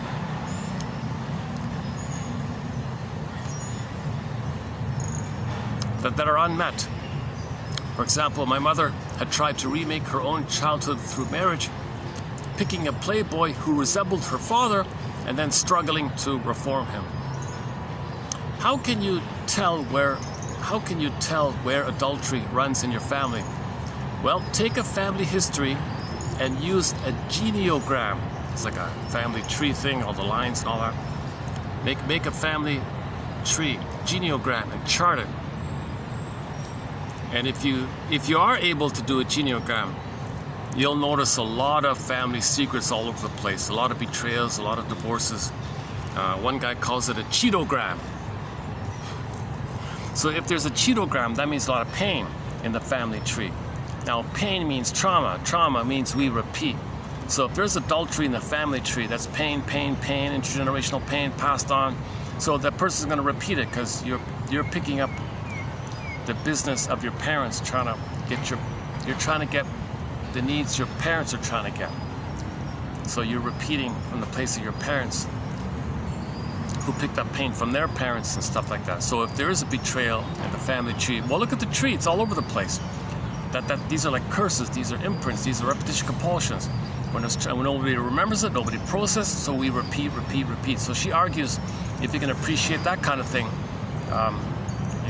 you might then be able to say adultery is forgivable. The name of her book, Adultery, the Forgivable, said. She gives the example of blue-blooded couples. Many blue-blooded couples maintain separate bedrooms and live virtually separate lives. So that's very famous with all these famous families all over the place. This affair, this, and oh my God, it's just constant everywhere. It's just an endless mesh there, right? And it's just being repeated and transmitted, repeated and transmitted. So it's very common to see it when it's quote-unquote in the family or something. Because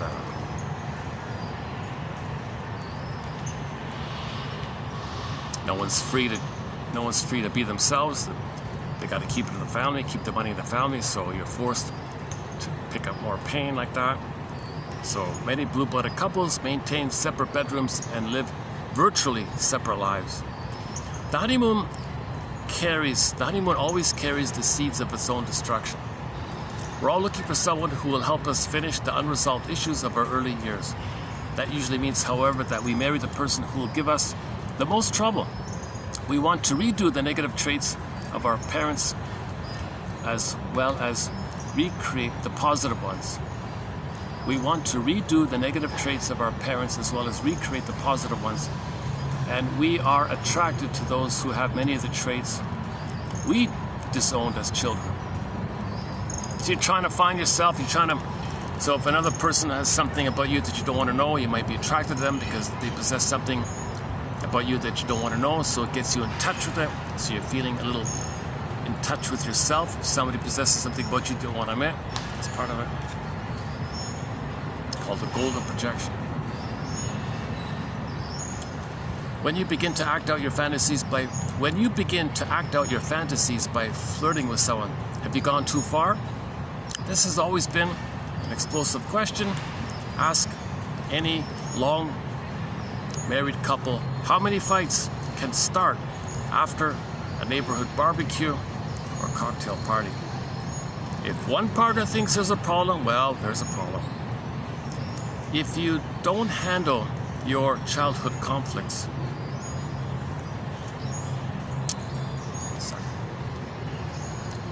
if you don't handle your childhood conflicts, it's just a matter of time before a lover begins to look more and more like your spouse or parent.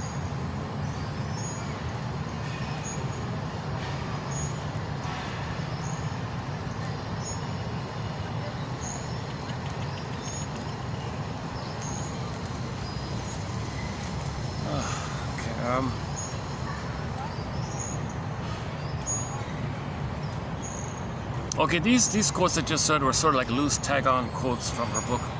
So check out the past 5 videos for the core material of it. I just wanted to keep these loose ones here. The Cheetogram.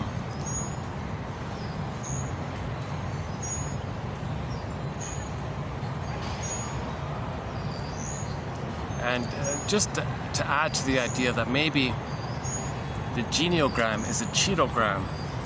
That means these are scripts you're going to follow, you're going to repeat. When there's a script, when there's an imprint, you recreate it. So couples having affairs in the present, that's a reflection of the memories. The memories that maybe their parents had it, or their grandparents had it, their uncle had it, someone in the family tree had it like that.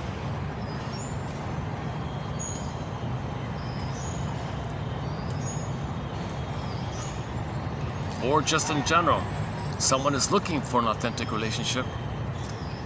They don't have an eye to have an authentic relationship with the spouse.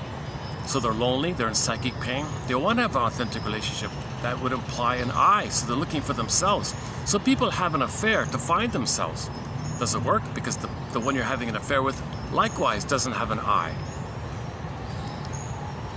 Somebody with an eye is not going to get involved with a married person or something. Come on. Actually, somebody without an eye will choose somebody without an eye because that's the attraction. To redo and make over and correct the original experience. Find a copy of somebody in your childhood, thinking you can fix them in the present, you can fix the mother in the past. So find somebody who reminds you of the parent in the present. You think you can fix them, that means you think you're going to fix the parent in the past. Doesn't make sense.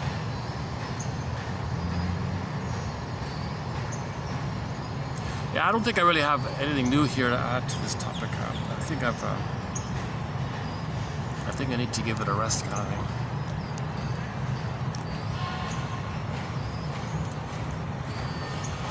Nothing ever goes away until it teaches us what we need to know.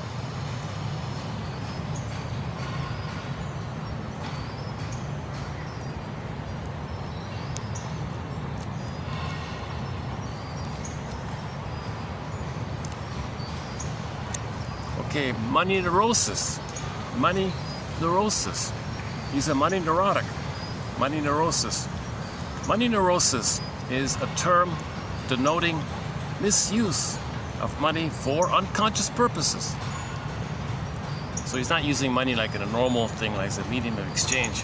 He's got a lot of infantile emotions associated with it. Anything can be used by neurotics as hitching posts for their inner conflicts. Money is one of these hitching posts. Okay, so just one quick example he gave was a man once made an appointment for the express purpose of consulting me about the conflicts in his marital life. His first words upon taking a chair were, "I hate you." Even in a shrink's office, this is a rare opening. And I asked if we had ever met before. He denied that we had and gave as a reason for his, quote, hatred the following explanation. A few years previous to his visit, he had read a book of mine dealing with the problems of neurotic marriages. This book's main thesis is that there are no innocent victims in such a marriage, that unconsciously two neurotics look for and find each other. While reading, the painfully disturbing thought occurred to him that were he in analysis with me, I would claim that he was by no means an innocent victim of his shrewish wife as he believed, but had unconsciously selected and married her for the express purpose of being, quote, kicked around. For 3 years, this one thought had made his life miserable. Finally, he decided to find out if his suspicion was justified, and therefore was now sitting in my office. In trying to arrange the fee for treatment, the man offered to pay half my usual fee and was deeply indignant upon my refusal to accept his proposition.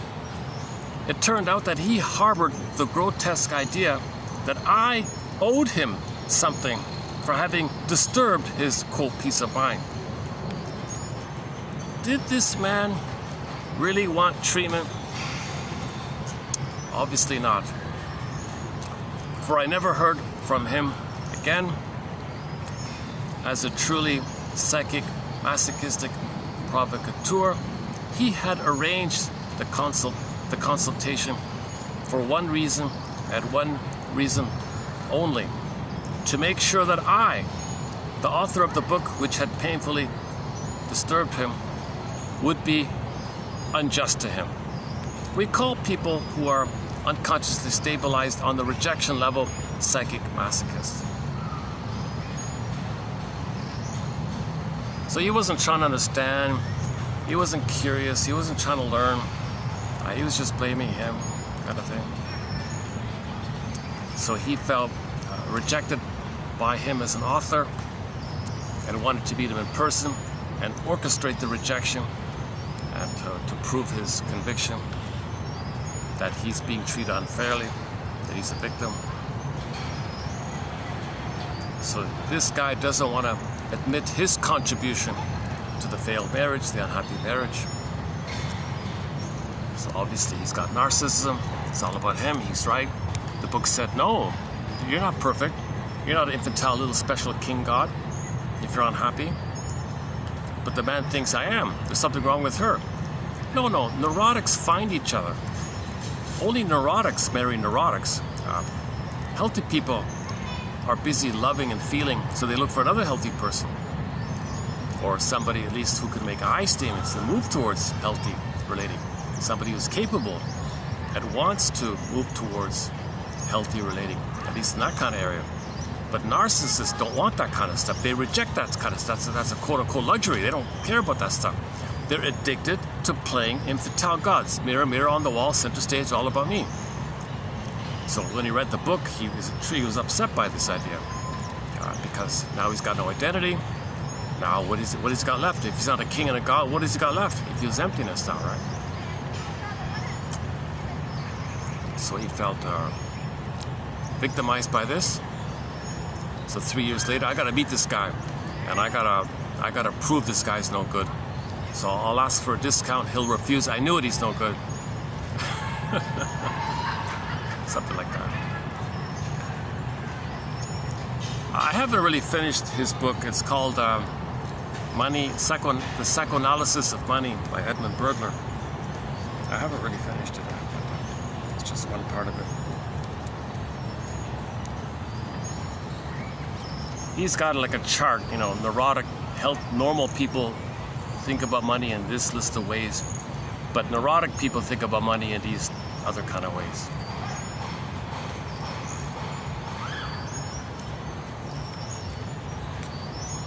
One wealthy man freaked out over coins. Like he was really triggered by the idea of coins, because as a child, coins was a big deal, and he still carried that issue with the coins.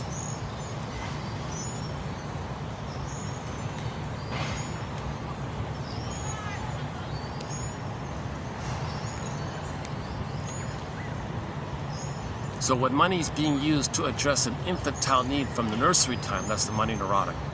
If you're using money for the explicit purpose to somehow get mother's love back in the nursery. You're money neurotic like that.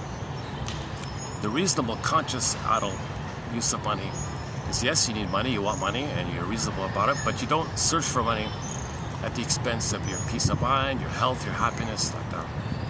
But money neurotics don't care about that. They're this compulsion to symbolically find mother's love, or to reject others the way they're rejected.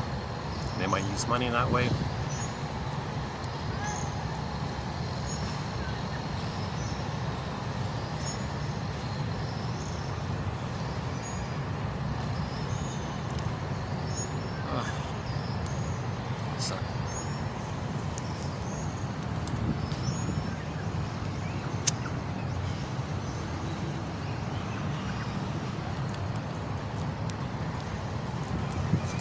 Yeah, this video doesn't feel like one of my better videos. I would go to the yesterday's one. I thought that one wasn't too bad. I was a little more energized. I'm feeling a little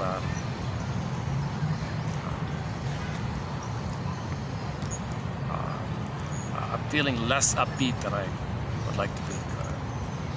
But I want to keep posting the quotes. So on average, we post 10 quotes per video, with the hope that one will be adventurous, which can be used as a springboard for you sow seed to help make something conscious. From the Newlywed Game Show, the question was, ladies, what will your husband say his mirror would say to him if it could speak? Simple, good, classic projection exercise. If my mirror could speak to me, what would it say? So now you're finding a question of your own, projecting it onto the mirror. Mirror asks you, well, you're asking this yourself. Right?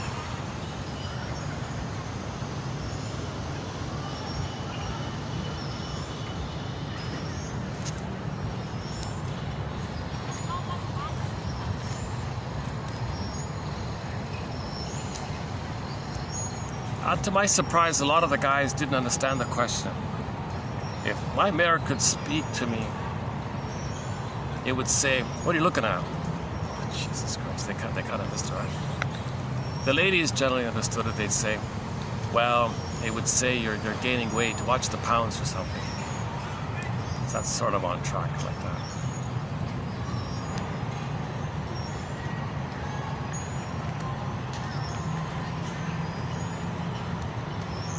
You could do with anything. If that stray cat could talk to me, what would it say? If that stray cat saw me and looked at me, what would it say to me?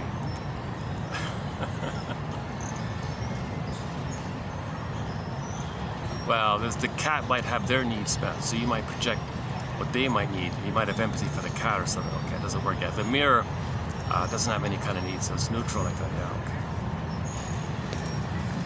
Is that it? Oh, the Marley one. Okay. Somebody made a good point about the Marley thing. Everyone talks about Scrooge. Everyone talks about Scrooge and all this, the curmudgeon, the Scrooge. Okay, so he became a bitter... he never grieved, right? That guy never grieved. The Scrooge had severe weaning trauma, developmental trauma, relational trauma, interpersonal trauma, betrayal trauma. He maybe had prenatal trauma as well, along with the birth trauma. That guy had a lot of trauma. So he never had the ability to mourn. So he never mourned. That's pain when you can't mourn. That pain snowballs. He's getting older, more pain snowballing. Okay. The snowballing effect as you're getting older means littler and literal, more little things, smaller things, more trifles. It's called a kindling effect. Littler and littler things as you're getting older can trigger the mountain of pain. So he becomes a curmudgeon at the end. Little thing, he barks all the time. You're eggshells around him, barks all the time, angry at the time, greedy all the time, nervous all the time, always shouting all the time. He never mourned, right? Okay, so the confusion I think people have with that story is he projected how he felt tied down, chained down with his inability to mourn, the albatross, can't grieve, all the regrets, can't still tied to the mother. That's the chains inside. So he projected his own chains within him onto his partner Marley. Saw the partner Marley with the chains. Okay, that's a projection of within him. So that's a dream. It's a projection of within him. So it's not concretely, specifically saying Marley had all those chains, although he probably did. It's not about that point. The point was the reason he could change his ways because he felt it within him that he was weighed down by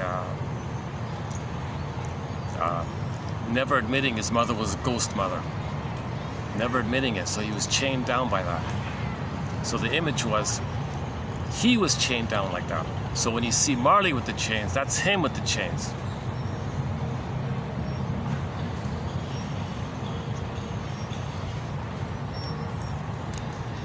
So that's a very, I must admit, that is a very gruesome image. I also feel uncomfortable with that image. It's a gruesome image like that, to think somebody is chained down like that, emotionally speaking. Albatross is more manageable. The albatross, you're weighed down by the albatross, unprocessed grief. So you're carrying this albatross around your neck all the time, this heavy weight like that. That's a little more manageable, right? But he's got a way worse, miserable condition, the Scrooge guy, right? So the image was more intense, more painful in his senior years like that.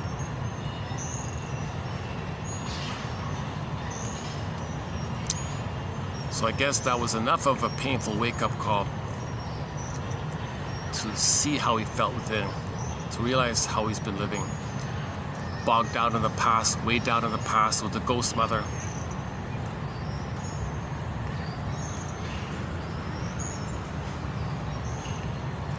So he transferred the ghost mother onto his partner Marley, transferred his chains on to Marley, the ghost mother, puts it all. So it's all with him. So in other words, the Scrooge and the Marley guy, it's just two aspects of one mind, two aspects of one person. So if a curmudgeon, you got the curmudgeon, and the curmudgeon with the curmudgeonness of him. That curmudgeon may have at the same time his soul like the image of the Marley's ghost.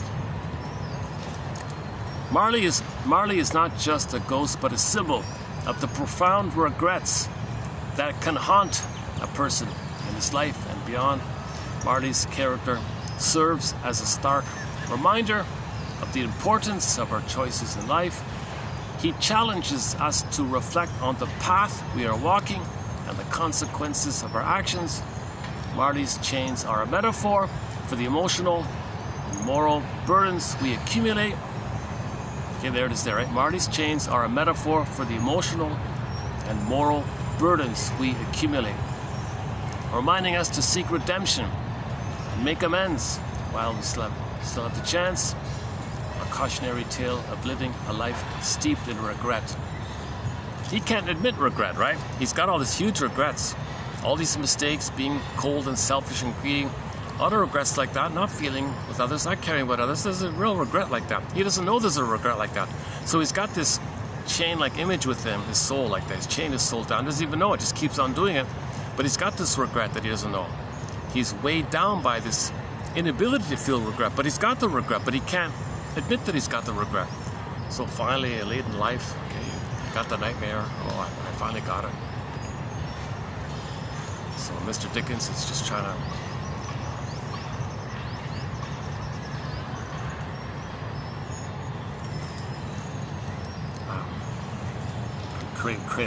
create a parable or metaphor.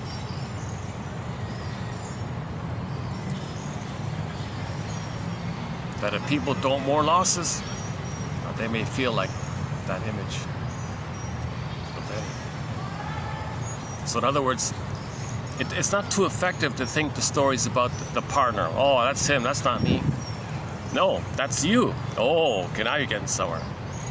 So you want to own your projections. Admit it's you.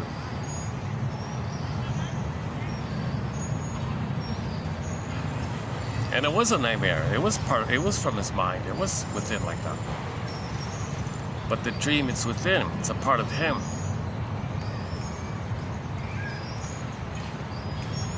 He projected the chains onto his partner because he knows him, he's familiar with him, it's safe for him.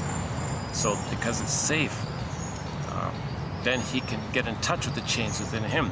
But so he puts the chain on the partner. Hey partner, you play me with the chains. That'll bridge it so I can admit that the chains are within me. Ugh. Okay, enough about that one. I was prompted to include that quote because the guy somebody made the comment that nobody talks about Marley. Everybody talks about Scrooge.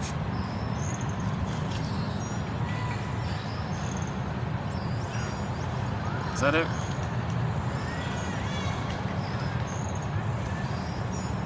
Okay, I've talked about the first one, about the Twilight Zone already. Let's not redo that one here. But just quickly for the Twilight Zone. So far, the top 5 Twilight Zone episodes recommended here are Gabe's Story, Wong's Lost and Found Emporium, Take My False Life, Please, Saturday, and Howling Man. Actually, Howling Man, then Saturday. Yeah. Okay, again, Gabe's Story, number 1. Top 5. Number 1, best one so far, Gabe's Story, Wong's Lost and Found Emporium, Take My False Life, Please, Howling Man, and then Saturday. And we've got like a dozen in the top 12. Those are the top 5. I highly recommend the episode entitled One Life Furnished in Early Emotional Poverty. For the closing narration, not so much for the episode, but the closing narration is key about the bittersweet idea. That closing narration is the best closing narration I've seen so far. Twilight Zone. Again, Gabe's Story, Wong's Lost and Found Emporium, Take My False Life, Please, Howling Man, and Saturday. Or if you want to reverse it, in number 5, Saturday. Number 4, Take My False Life. Oh, no, sorry. Number 5 is Saturday. Number 4 is Howling Man. Number 3, Take My False Life, Please. Number 3, Wong's Lost and Found Emporium. And number 1, sort of 1 and 2 are pretty close actually, is Gabe's Story. I've never heard anybody mention these 5 episodes, and I think they're the 5 top best episodes. My goodness.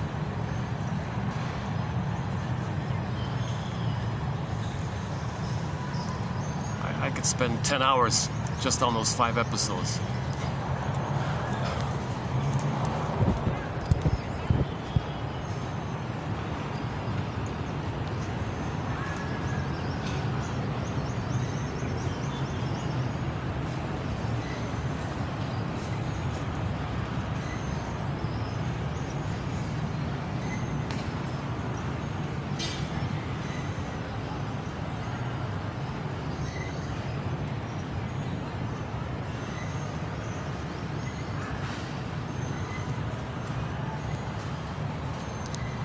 Maybe I'll just wrap it up with it. Let's just wrap it up here for today. Our theme song to 1001 Windmills of the Mind. Not that one. That's a good song. That's a cover of Later on the Line. Our theme song here to 1001 Windmills of the Mind is the song Windmills of the Mind, as sung by a German pop singer, the German pop singer Katja Epstein, in German. Our theme song. So let's just play our theme song. When the song ends, I'll just close the video. So thanks very much for the love of Nair Medicine. I'll see you in 3012. And we'll keep adding quotes to our various threads. For the love of Nair Medicine.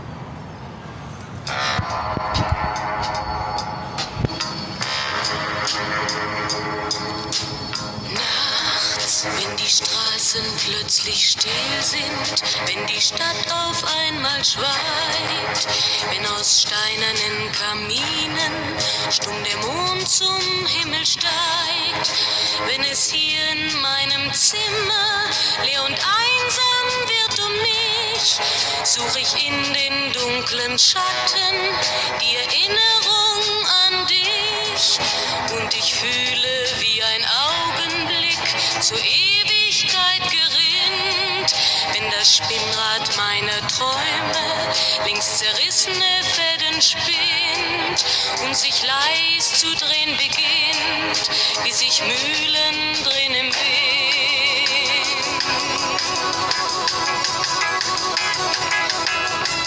Und es kreisen die Gedanken ohne Anfang, ohne Ziel, wie die schnellen Wellenringe, wenn ein Stein ins Wasser fiel, wie ein Kreisel, den die Peitsche übers Straßenpflaster treibt, wie Spiralen, die ein Adler in den Abendhimmel schreibt. Und ich fühle, wie ein Augenblick zur Ewigkeit gerinnt, wenn das Spinnrad meiner Träume längst zerrissene Fäden spinnt und sich leis zu drehen beginnt, wie sich Mühlen drehen im Wind.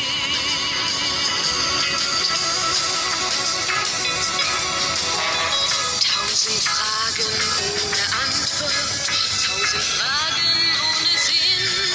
Warum flog für uns der Sommer wie ein Pfeil so schnell dahin? Hat der Herbstwind gar die Spuren unserer Liebe schon verweht? Wenn erst weiße Flocken fallen, ist es dann für uns zu spät. Sah ich eben nicht im Dunkel deinen Schatten an der Tür, hoffte für ein paar Sekunden, du kämst doch zurück zu mir. Doch warum sich selbst belügen? Längst ist meinem Herzen klar, dass der Pulsschlag dieser Hoffnung nur mein eigener Schatten war.